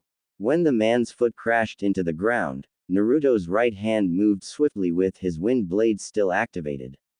The blade cut through the man's left leg, just above his knee. He stood up and another swing cut through the right shoulder and blood gushed out as the man fell down. 2 more to go. They both charged towards him. Naruto stood still and waited for what felt like eternity. They flanked both his sides, swinging their blades in horizontal slashes. The swings cut Naruto, but he turned into a cloud of smoke. Naruto flashed behind the man who'd attacked him from the left. He grabbed him by the back of his neck and pushed him towards his colleague. He shifted to the right when the other man pierced through his comrade's gut in order to get him. Naruto did the same, but his strike was marked towards the man's heart. It just pierced through and he dropped dead. Naruto twisted the man he held and lifted him up into the air. "Foundation," he uttered. "I find it convenient that after Itachi leaves, you guys appear. Is Itachi in contact with Danzo? Did he threaten your master with intel? Are they working together?" He shook his head. The man said nothing. "Can't talk," Naruto said. "I really don't have the time to torture you. Take the pieces of your colleagues and go away. Do tell Danzo that I wish he not do this again." Naruto dropped the man to the ground and walked towards where he had been sitting. He stood there for a moment before shaking his head and then settled down. What was he busy with, again? Ah, yes, space-time ninjutsu. The jutsu he had in his position wasn't anything like what the Nadaime created. His jutsu wasn't for battle. It was purely made for traveling long distances. He still burned a lot of chakra using it, and he needed to find a way to do it without burning as much chakra as he does when he uses it. He couldn't test anything now because ever since he became a genin of the Hidden Leaf, he deactivated all seals he was attached to. He was playing a role. To be able to work on it, he would need to activate the seals. He couldn't do that now. It was dangerous and would attract too many questions. Naruto shook his head and rubbed away all the drawings on the ground. He closed his eyes and decided to meditate. After an hour or so, his eyes snapped open as Jiraiya walked into the field in a leisurely pace. "Something happened here," the Toad Sage said calmly. His eyes glanced around before looking back at Naruto. "Your timing sensei," Naruto said. "I was still busy. Do you also come early?" It took a moment for Jiraiya to understand the meaning of Naruto's words. When he did, he grinned. "I knew you were no innocent. You act like you have no interest in women, but you are not so innocent." "I never claimed I was innocent, pervert-san, I just have my days. I don't know what is with you. Maybe you are trying too hard to be loved because someone refused to love you or because you really are just a pervert." Naruto shook his head. "Either way, you shouldn't read too much into my actions. For me, it really has to do with convenience most of the time than desire." "I'm surprised you even have desires," Jiraiya said. "You generally don't show any desire in anything aside from training. Even so, you are never too excited." Naruto shrugged. "Everyone has a desire, sensei. Everyone dreams of something. I have dreams, I just choose not to make them public." "What are those dreams?" Naruto appeared to be thinking about a response for a couple of moments, but he didn't respond to the Sanin's question. "Something did happen. Masked men attacked. I think they might be from Konoha." Jiraiya's eyes narrowed sharply. Can you describe the masks? And Naruto did so. The toad sage frowned. They are indeed from Konoha. What do you know about the Danzo? The Sandame's former teammate and someone who considered himself to be his rival but still could never hold a candle to the Sandame. He warned me. If someone called Danzo approaches you, come to me immediately and don't talk to him, Naruto said. I trusted the old man, so I never asked too many questions. Danzo leads an organization called the Foundation. He has done many experiments with it and they are basically the dark horses of Konoha. Danzo says they live to protect Konoha and will do the dirty work that the Hokage cannot do. He has his own agenda, of course. But Sensei always thought he was useful and never got rid of him. When you were younger, he fought. He pushed and pushed for you to be given to him so that you could be trained as a weapon that would only live to serve Konoha. You see, Danzo teaches his forces to abandon all emotions. They are nothing but tools. The mission is important than their lives. Naruto looked into the sky for a moment before responding. This power within me does attract all kinds of vultures, doesn't it? Well, the Kyuubi is still the strongest Biju and control over its power means you have a powerful weapon, Jiraiya said. It has an unlimited supply of chakra. That was an overstatement. As long as the Kyuubi was a living thing, it could not have an unlimited supply of chakra. If it was a force of nature, then he could understand. The fact was that by human standards, a Biju's chakra supply was enormous. You didn't have any human who could rival it in terms of pure chakra. This is the reason people even hunted them in the first place, for their chakra. It was like that in this world. If you had too much power, you either joined them or you faced destruction, a corrupted world. But those with power controlled it and the weak could only complain about in their dark little corner of misery. Power, that is something people desire. Some will do everything for it, kill, betray, sell their souls. Power is everything, or at least fools think, Naruto said with a shake of his head. I was being tested. Probably, Jiraiya said. Did you give them a good spanking? Naruto shook his head. No, he said. Are you going to warn the old hag? Can you stop calling her that? Naruto stared for a moment before shaking his head. When we arrive in Konoha, I will sweep her off her feet and call her princess. Will that make you happy? Jiraiya painted the thought on his head, and tried to imagine just how Tsunade would react to it. Try it, he said with a grin. You're being mischievous, Naruto said. Then, of course I have to warn her, the Sannin said. Danzo is dangerous and bad news. I will step on his neck if he is trying something. There had to be a reason the man was making a move now.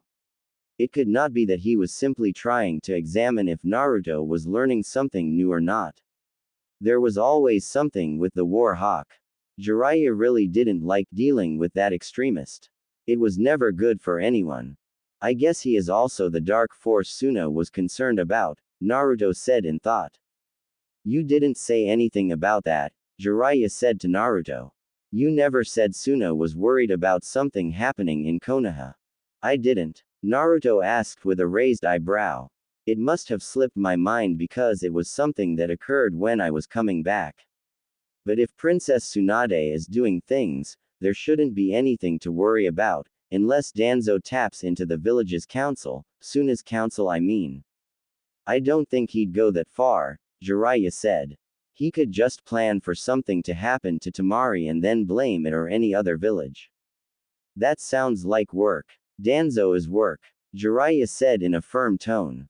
In the Third Shinobi World War, he was pushing for Konoha to pin Iwa down and maybe take over. The village was willing to talk at that point, but he didn't want it. He wanted Iwa destroyed. I wouldn't be surprised if he even tried to sabotage them, the Sannin paused. I thought you'd show some concern for Temari. Naruto eyed the Sannin very carefully for a moment before shrugging. Temari. The blonde sister of the Kazekage he'd come to know. She was truly a delightful person, and to say he got along with her wouldn't be a lie. Still, Naruto wasn't going to stress over it. Perhaps, I have to believe that the people in Konoha are not ignorant of this and Suna seems to be aware, so it should be fine, Naruto said. Jiraiya shook his head. What did he expect? Did he expect Naruto to cry over it and think of rushing over to the blonde's side? At this time, Jiraiya even considered if Naruto was even really mad that Sasuke tried to kill him. He wondered if the blonde was just perhaps mad that he allowed himself to get close when he had grown up distrusting people. Guess what? Jiraiya said, trying to change the subject. Guess what? Naruto responded. Jiraiya frowned. Positive he wasn't going to like Naruto's game.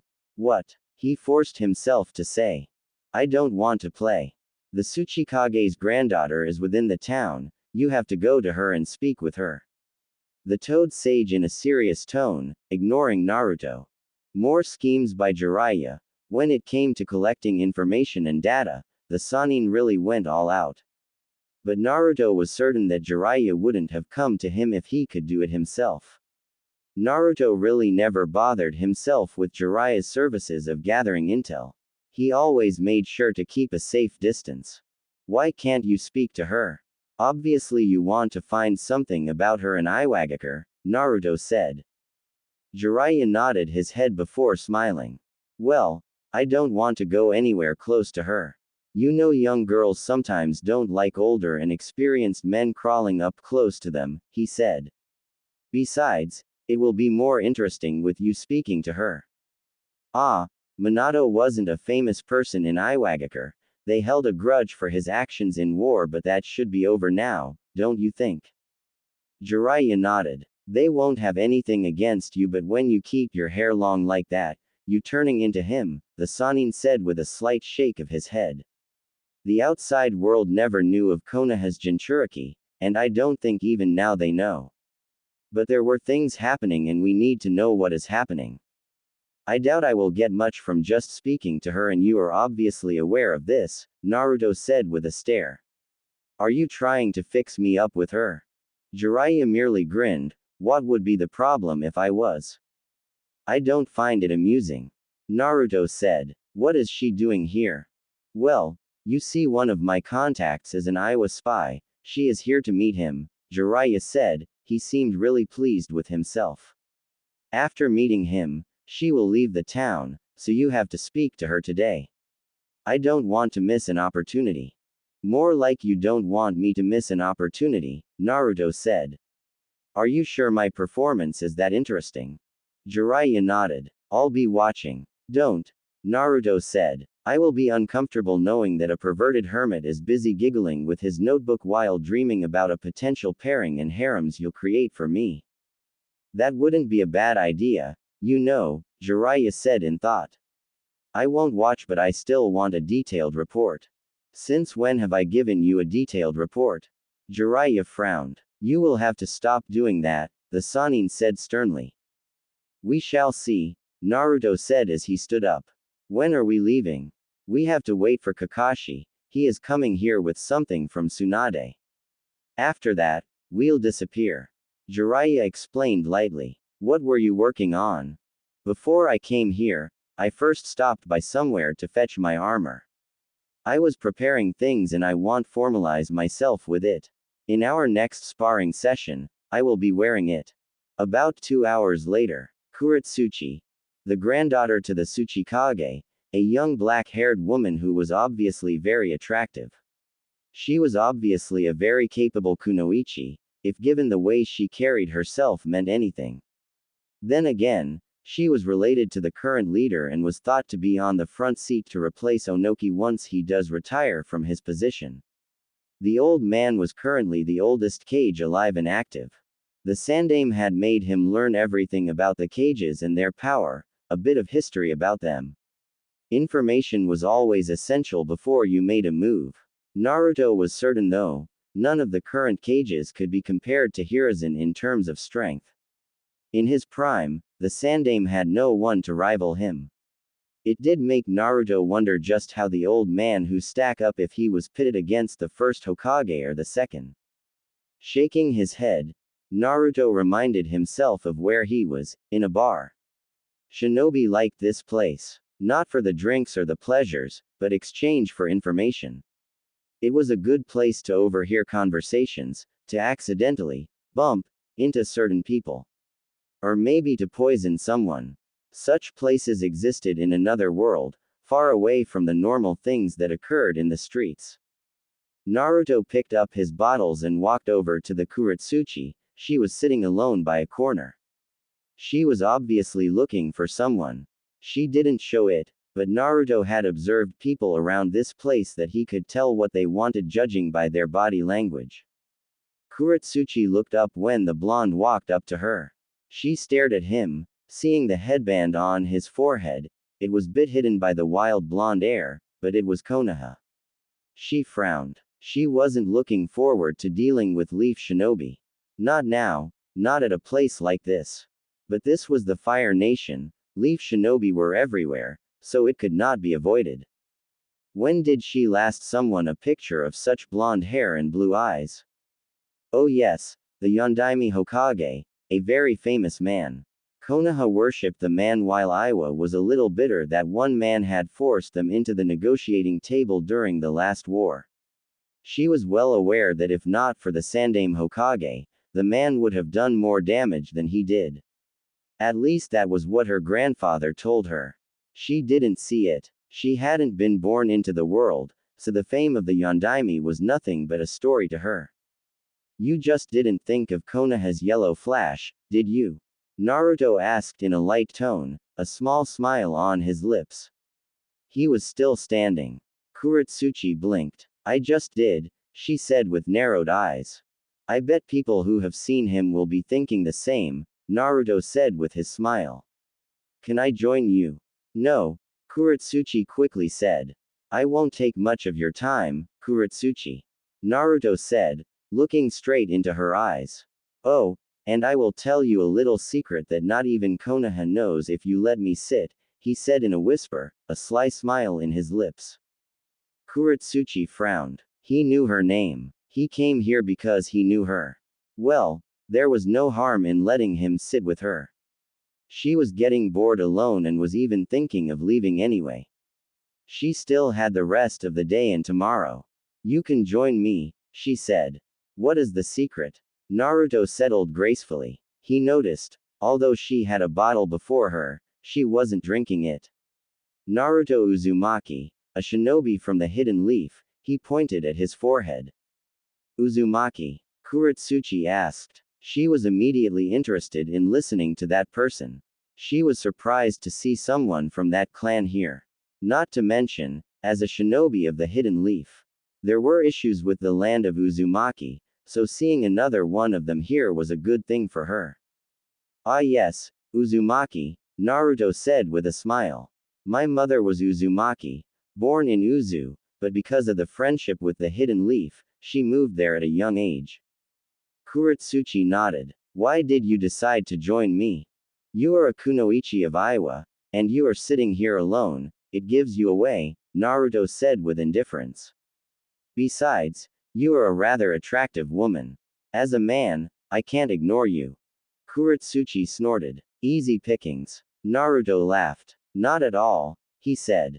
Do you think I came for that? If you want easy pickings, he said, turning around and pointed at a woman was drinking heavily, you go for that. You don't approach a woman who isn't even drinking her alcohol and her defenses are as tight as a seal holding back a jinchuriki. Kuretsuchi stared for a moment. That is a funny way of describing someone's defenses, she said. But if defenses are not up, scums walk all over you, I don't have time for that. I would think so, Naruto said. Do you just perhaps enjoy the challenge? Kuretsuchi asked. You could never be too sure when it came to shinobi. Some people were just for punishment. She could never understand masochist. Naruto smiled mysteriously. Who knows? That smile. Kuretsuchi couldn't read it. She couldn't read a damn thing. She couldn't even read the blonde. It made her uncomfortable. What is the secret you wanted to tell me? Naruto smiled a bit sheepishly. Well, the truth is, I really didn't have any secret. I just wanted you to let me sit with you. He said. He would admit he lied with such a smile on his lips. She shook her head. So you are Uzumaki. Any connections with Uzushiogakure? Naruto took one bottle and put it on his mouth. He took a couple of gulps before putting it the table. That hit the sweet spot, he said smiling. What were you doing alone? People come here with boyfriends, friend, to have fun. I came to drink. You are not drinking, and since this is far from home, we can rule out friends, found love with a man far away from home. Naruto glanced around the place. Now which one could be your type? I figure he has to be strong, good looking, or do you perhaps like women? What? Kuretsuchi looked baffled. Naruto laughed. I'm just messing with you, he said. I wanted to see your reaction, but I am curious, do you have someone you love? What does that have to do with anything? I said you were an attractive woman. No. Naruto grinned. Would you like to be friends with me or maybe more than that? Even a friend is better. I don't know you, but I want to know you.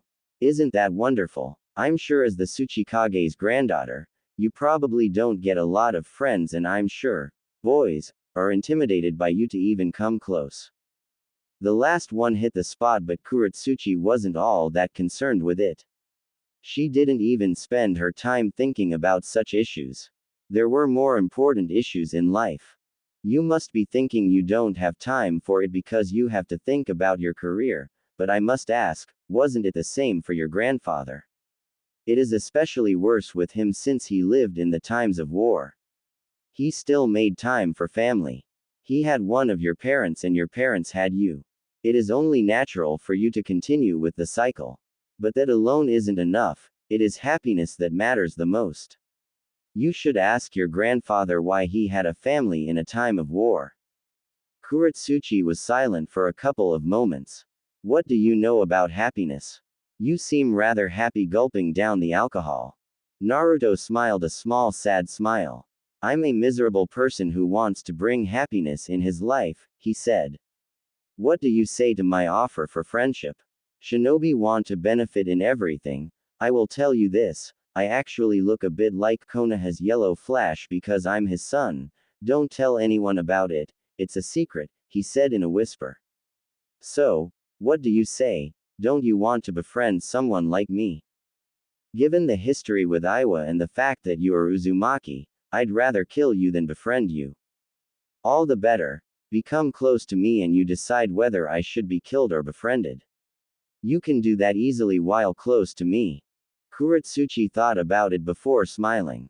That makes sense, she said. You have deal. Naruto tilted his head aside. His stare made Kuretsuchi uncomfortable. Before she could ask, he spoke. You have a beautiful smile, he said. You asked if I have any connection with Uzu. I can't answer that, nor can I tell you if I can use my father's jutsu. We will talk when we meet again. We are going to be friends, right? Kuretsuchi frowned. That was disappointing. She had been hoping that he would start singing like a bird because he was drinking. Wait, if she let him continue drinking, wouldn't he end up getting drunk? He didn't seem like someone who was fearsome. But you could never know with Shinobi, right? There was no harm in entertaining him for a bit longer to see if he would sing. So, Kuretsuchi paused, trying to figure out what to say.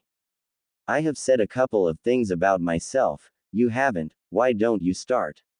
Or we can hit a battlefield if you think that is dull, a sparring session could be good.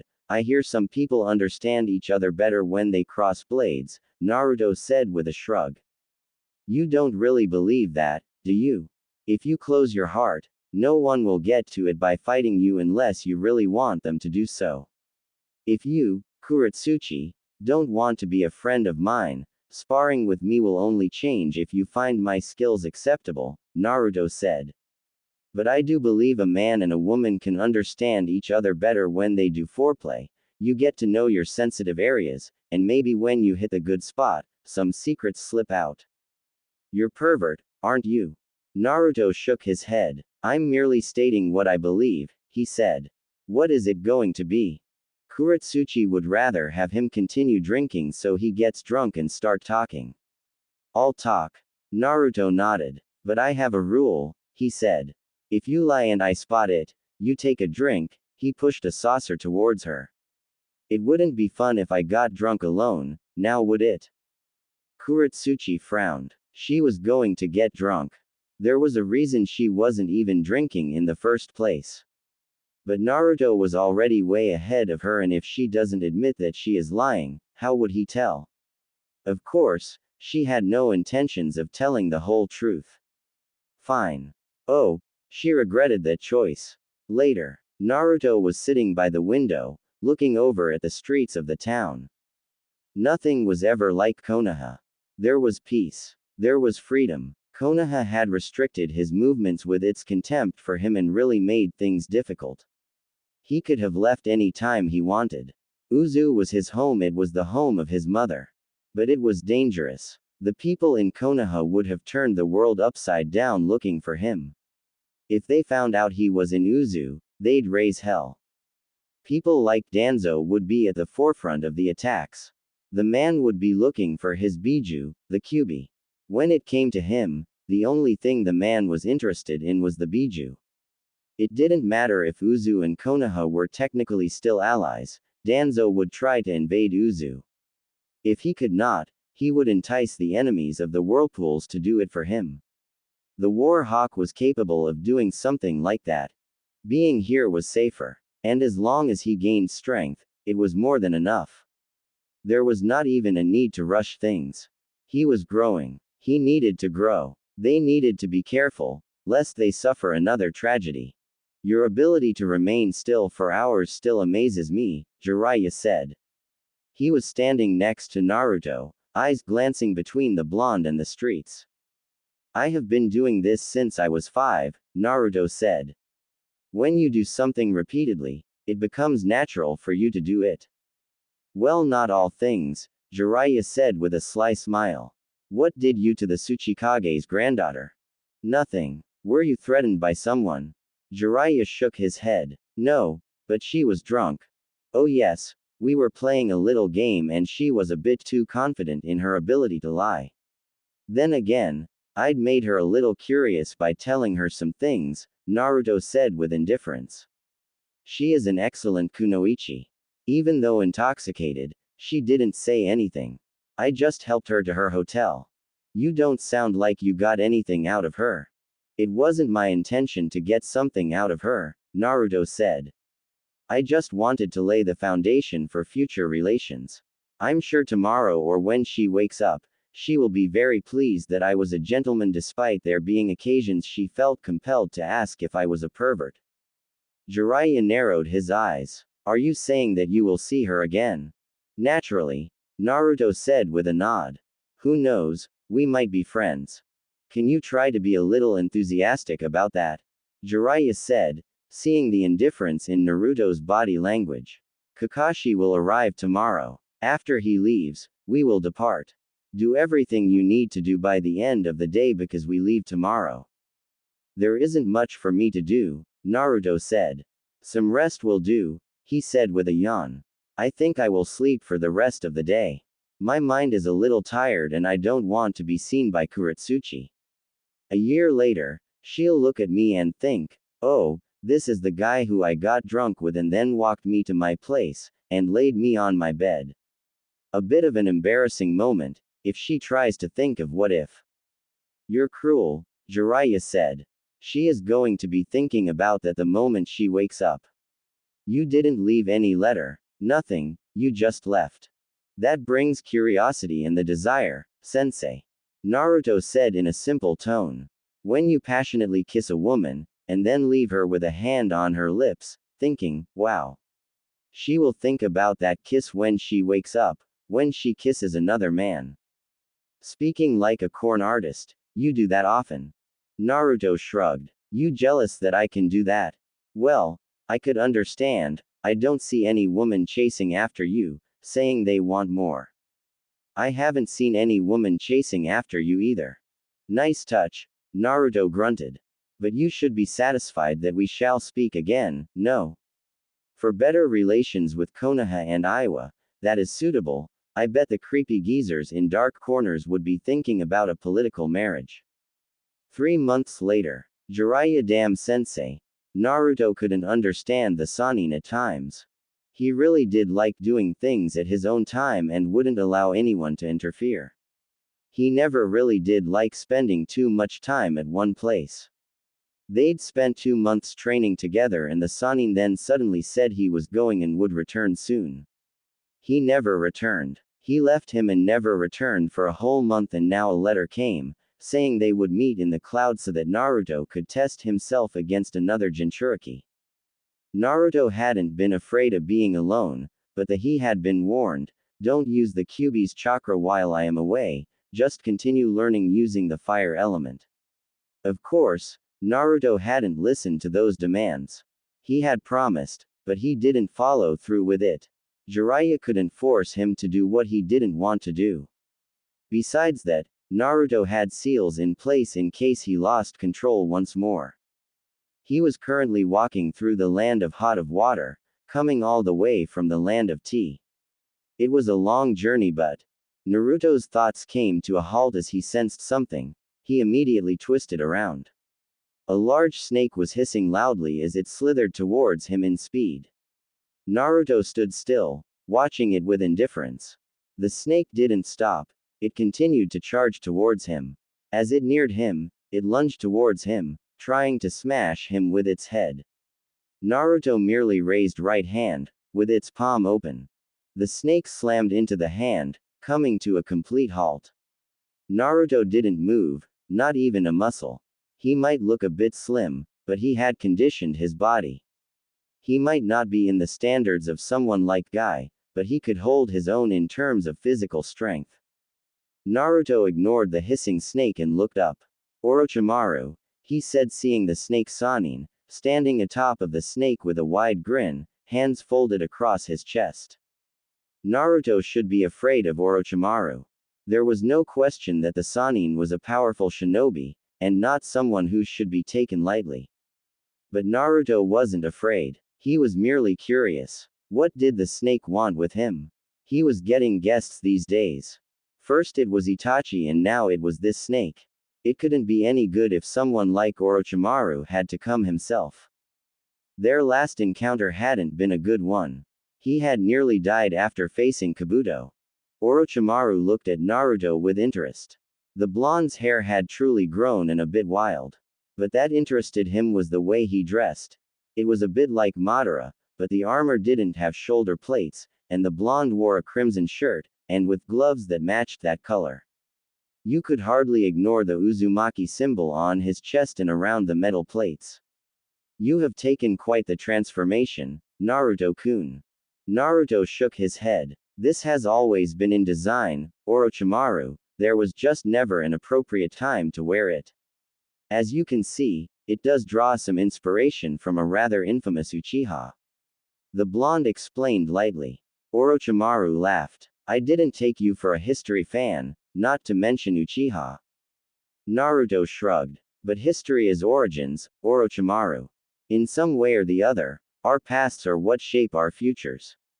I'm not a fan of the Uchiha, but well, Madara had something I like about him. Oh. Orochimaru was immediately interested in what Naruto had to say. What is that? Nothing really. I was merely interested in your reaction, Naruto said with indifference. I hear you love yourself some Uchiha, the Sharingan to be precise. Well, to say, love, is corrupting the word. Let us just call it a perverse obsession. Kukukukukukukukuku. Orochimaru laughed hysterically at the response from Naruto. I get the feeling that you have always been like this, Naruto-kun.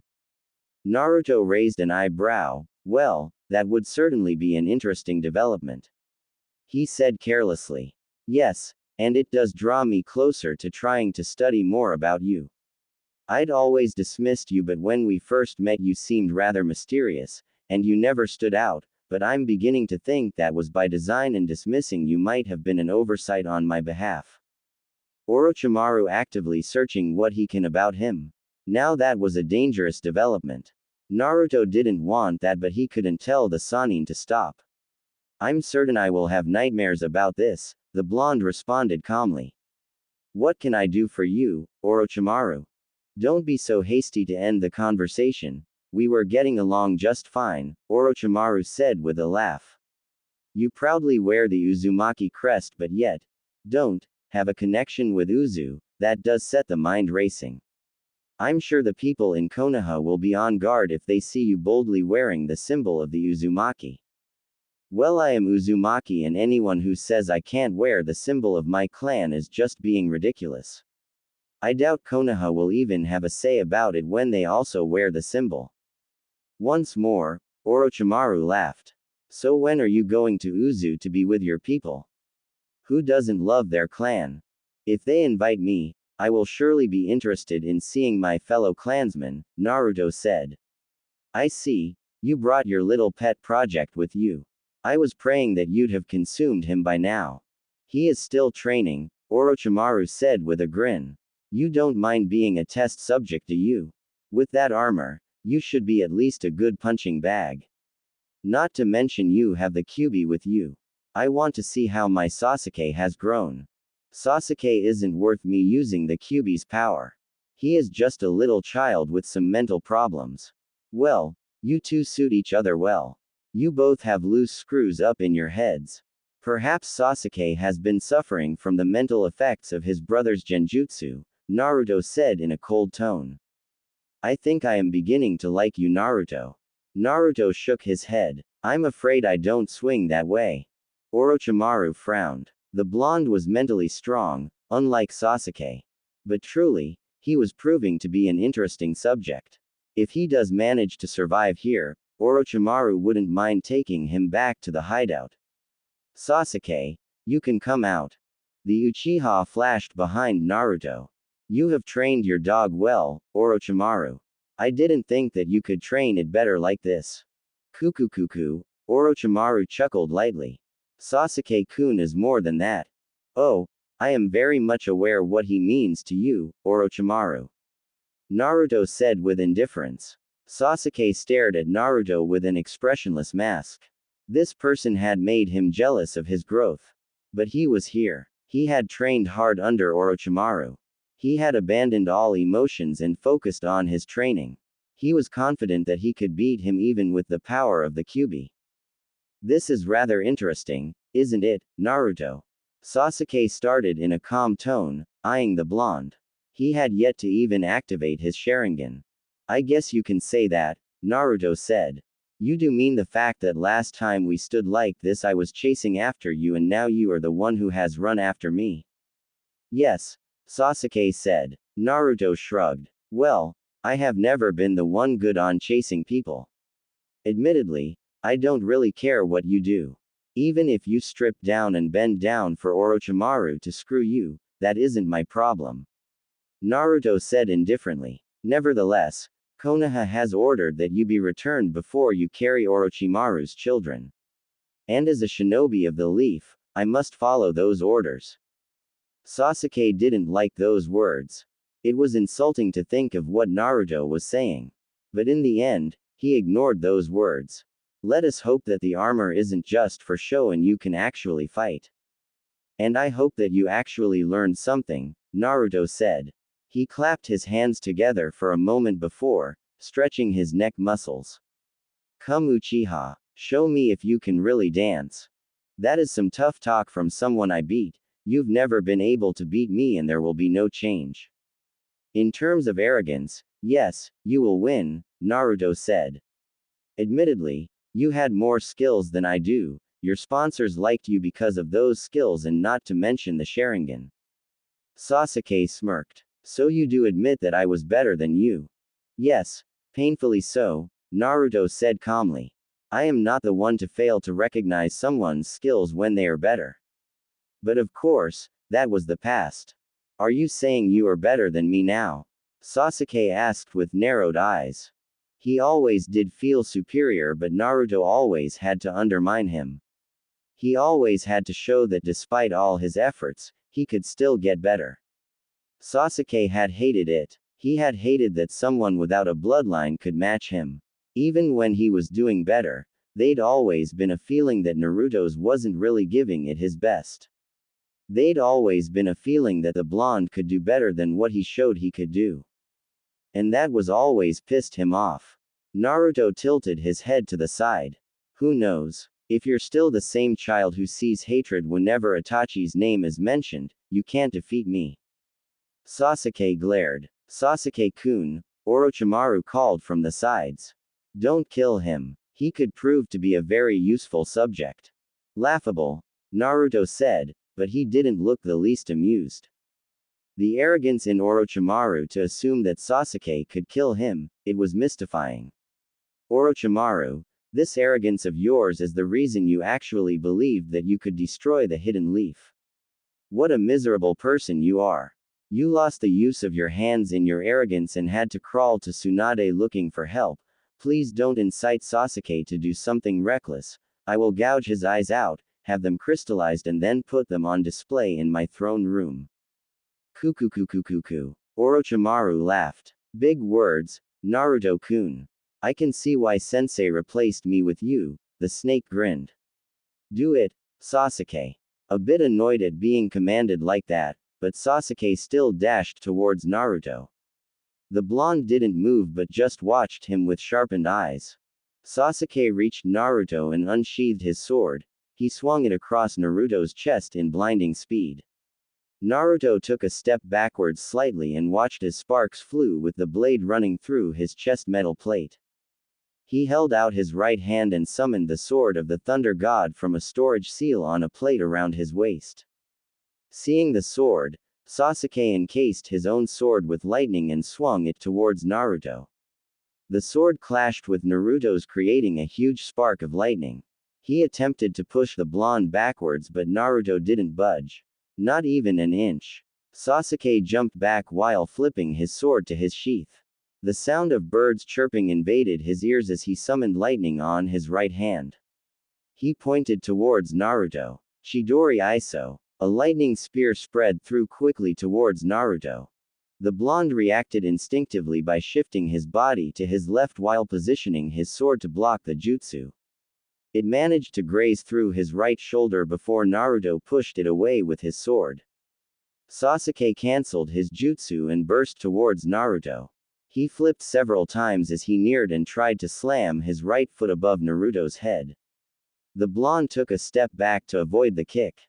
Sasuke managed to flip once more and touch the ground with his hands, his body positioned upside down. He quickly bent his arms before going airborne. Kaden. Great Fireball no Jutsu.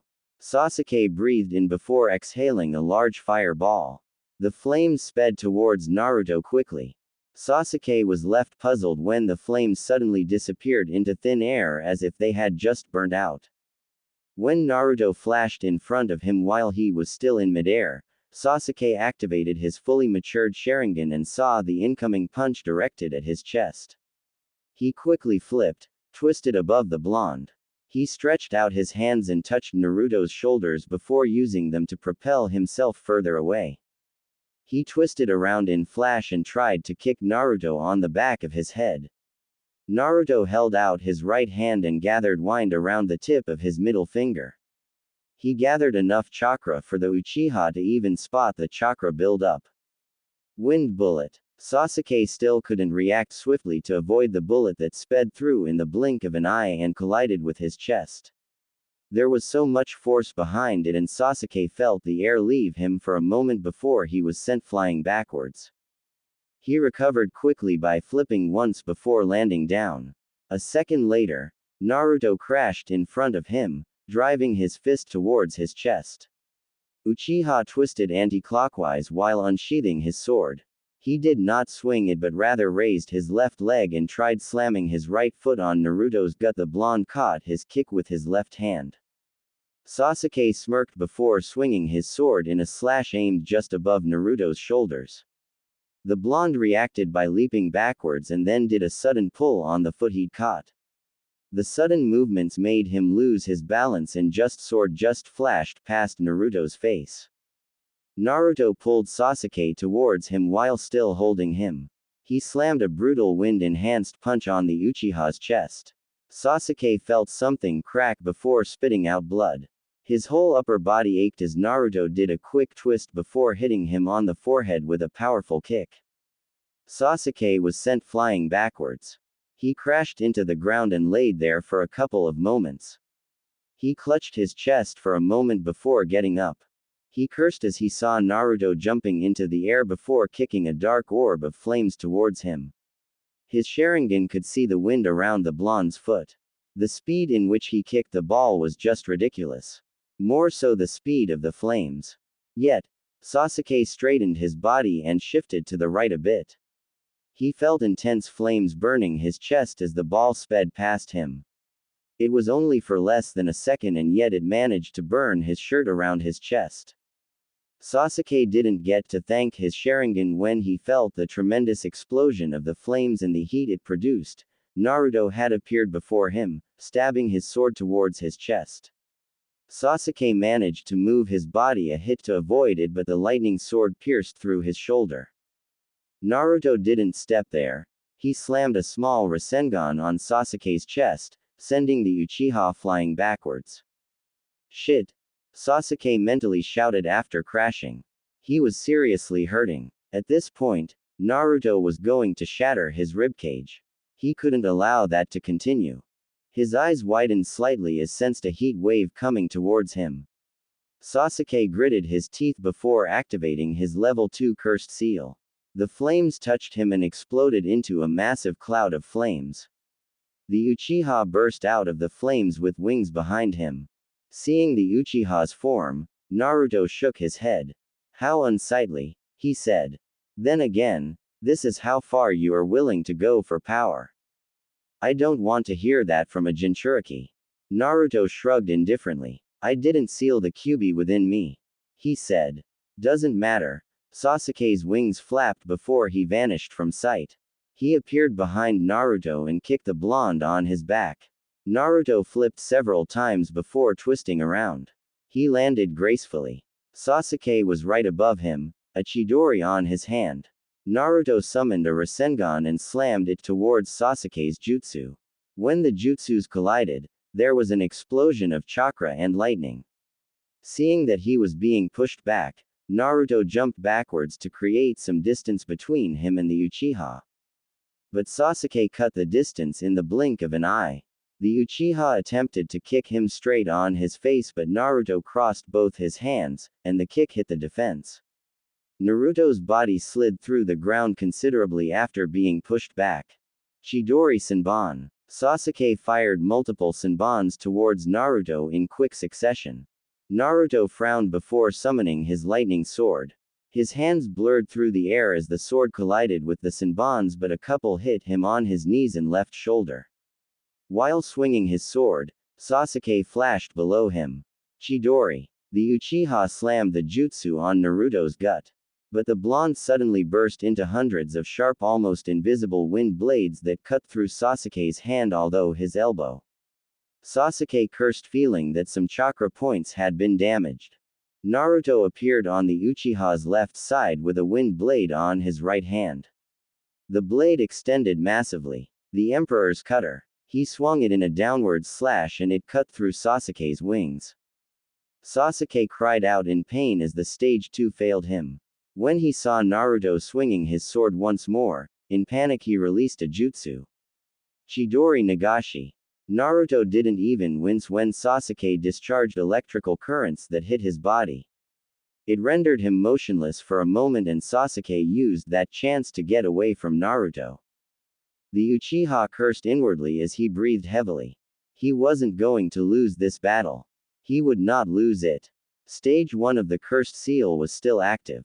He could still fight. Disappointing Sasuke. I expected better from you, Naruto said with a shake of his head. Oh, right, 3 months ago, I was with Itachi, he says. Hi, but at this point, I will be the one to kill him before you do. It will be sweet, isn't it? If I take away your precious revenge away from you. Sasuke was angry. He was mad. He forgot about the pain and lunged towards Naruto, but he was stopped from doing as a large snake appeared in the middle. We are leaving, Sasuke. Orochimaru hissed while standing atop of the snake's head. No, the Uchiha said. I need to finish things with him. It is no longer possible, Orochimaru hissed. Come on now, he almost shouted. Too late, A giant toad crashed into the scene. Jiraiya was standing atop of the toad. The legendary Jiraiya-sama has arrived. Kukukuku, Orochimaru greeted his former teammate with a laugh. While I would like to play with you, Jiraiya, we were on our way. Oh, the toad sage grinned. Do you think I am going to let you escape? You just attacked my apprentice, and I know why you are in a hurry to leave. This is a good opportunity to take both of you to Konoha. Some other time, Orochimaru said. Sasuke. He hissed, and this time, the Uchiha listened. It was a pleasure, Naruto-kun. We shall speak soon, perhaps next time, I'll be the one entertaining you, Orochimaru bowed mockingly. Explosions started to tear through the ground like a chain reaction. Massive amounts of flames and smoke covered the area for a couple of minutes. When everything cleared, Orochimaru was gone. Damn, Jiraiya cursed. Got away again. Thanks Gamabunta, we could have been late. The Toad Chief didn't respond to Jiraiya and turned towards Naruto. He had kept his eyes on him. Even when that explosion occurred, he hadn't moved. Not a muscle. He just stood there without even shielding his eyes. Yo! Naruto said to the staring Toad Chief. I'm not bleeding, am I? No, Gamabunta said. Jiraiya, the toad said before disappearing in a puff of smoke. Jiraiya landed gracefully and checked Naruto for a moment.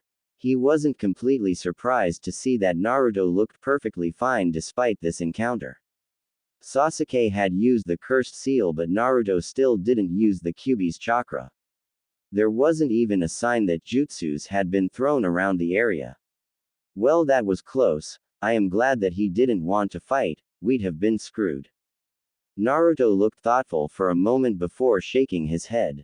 You're a clone, he said. But I wasn't concerned about anything. Orochimaru would have taken me to one of his labs and molested me if I had lost nevertheless. Jiraiya shook his head. I'll be waiting for you in the cloud, we'll talk about this, I'm almost out of chakra.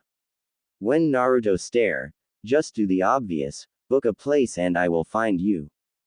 And if I hide? Jiraiya shrugged. You are going to wander through a bar one day, I'll find you. He then disappeared in a puff of smoke. Naruto shook his head and looked at himself for a moment. He dusted himself up and then frowned. He needed to clean himself up. But he wasn't that much of a mess. He started walking slowly towards the hidden cloud. He would need rest once he gets there.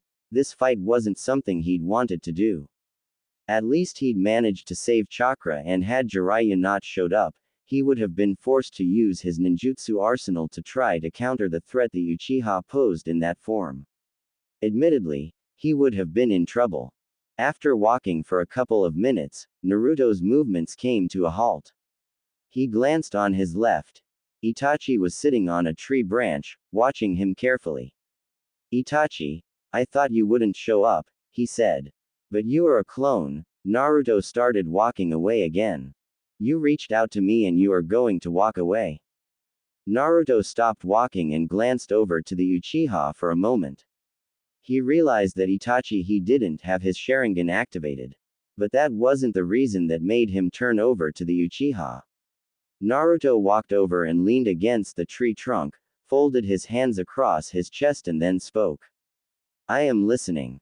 Itachi started in a measured tone. You have truly improved, but not surprising since you are being trained by Jiraiya. Why do you talk to me, Itachi? You are a shinobi of the Hidden Leaf, was a teammate of my brother, and you are Uzumaki, Itachi explained. Those things matter, more so than you are willing to admit or to show. But I am here because I am connected to all three parties in some way. How connected? How are you to Uzumaki, Itachi? Uzu, but I cannot get into those details. Perhaps I will never get to them with you. Itachi responded. Let us talk about your connection with my brother in Konoha. Tell me, although you are Uzumaki, you are still a Konoha shinobi. Should things come to a point in the near future that Sasuke tries to attack Konoha, would you stop him? Do you no longer care that you are more than willing to kill him if it meant protecting Konoha? Naruto glanced up for a moment before closing his eyes. That raises questions, Itachi. Why would Sasuke even try to destroy the hidden leaf? He left it to gain power. Sasuke is gullible and can easily be painted any color by anyone with the means. The fact that he left Konoha to join Orochimaru is proof of this. Orochimaru tried to destroy Konoha once and failed. If he has Sasuke and regains his strength, wouldn't he try to do it again? Unlikely, but for argument's sake, let us say he does, and Sasuke is with him. Why are you talking to me specifically? Because you were the only friend Sasuke was able to make. I realize that you are not going to try to talk Sasuke into returning to the leaf. You didn't say a word about it when fighting him. Naruto shook his head. Just because I didn't talk to him about it doesn't mean that if I'd broken both his legs and clipped his wings, I wouldn't have dragged him to the leaf. Despite my views about him, if the mission is to stop Sasuke by any means, I will do it. I see, Itachi said, silent for a couple of moments before speaking again. I am speaking to you because I want to understand you and your motives. You want to get stronger, but for what? You haven't shown any desire for anything, but I know you are not completely without any desire. You have hopes, you want something, but I don't know what it is. And that makes you nervous of the Uzumaki's revival? Naruto asked. But what is my connection to this? Yes, I do have dreams, but I am not the one to share them a public knowledge. Still, that doesn't answer the core question to your interest in my dreams and the potential connection to the Uzumaki. I am a rogue shinobi of Konoha and wanted, but I don't want to consider you an enemy. However, I must know, where is your home, Naruto? Uzumaki is more than just clan politics, but it is home. It is the place where your mother was born. Is your home Konoha or Uzu? Itachi asked. You have always proudly worn the symbol of your clan, and even now, you wear it. You are proud of being Uzumaki, which begs the question, why are you not in Uzu? Whether we are enemies or not depends on my response to your question, Itachi. And although I do not wish to make an enemy out of you, I don't want to share anything with you. You are not my friend and your motives are unknown to me. You seem to concern yourself with where my loyalties lie, but how does that affect you in any way? Itachi was silent for a moment. He really hoped that he wasn't wrong. Naruto was more than someone who was ranked a genin by Konoha. Itachi was almost certain of this, but there was no evidence, and Naruto wasn't going to admit it. Despite everything that has happened, I was a former shinobi of the Hidden Leaf and I do care for what happens in it. This is why I ask if you'd be willing to stop Sasuke and if you are loyal to Konoha. Sounds like Konoha's Dark Knight, Naruto said with a shake of his head. As long as I am a shinobi of the Hidden Leaf, I will fight for it. I have already said this to you. And when you are not? Who knows? We are not at that time yet. Naruto said calmly. My life is simple. I have a simple way of doing things. I don't care about a lot of things. I'm not bound by hatred. But I am not a truly happy person. I do desire happiness, who doesn't? What of what Konoha has done to you? Your life in Konoha has been nothing short of misery. I can understand why you'd be miserable. There has not really been any reason to be happy when Konoha hasn't made it possible for you. I was wronged, but no one will admit that. Should I just forget it, Itachi? Should I say that yes, those people made him miserable, they treated me with nothing but contempt? I was mocked for being an orphan, yet the very reason I became an orphan was that they could live. What would you feel? The Sandaime used to say that I should work hard to prove to them that I am not the Kyuubi but a hero.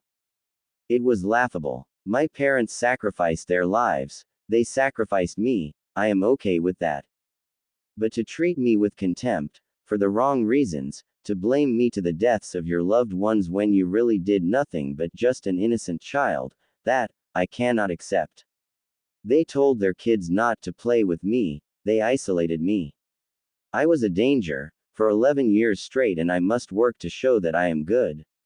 I have nothing to prove. And I will not accept people who loathed my existence for years and to suddenly shift and smile while ignoring the things they did to me. To be forgiven, you must ask for it. You must work for it. There must be a balance. They were wrong, they must accept that. I was not wrong. I did not kill anyone. But I was used as a tool to stop the destruction, the killing, and yet, the hatred. Naruto said in an icy cold tone. Those are thoughts, Itachi, am I wrong?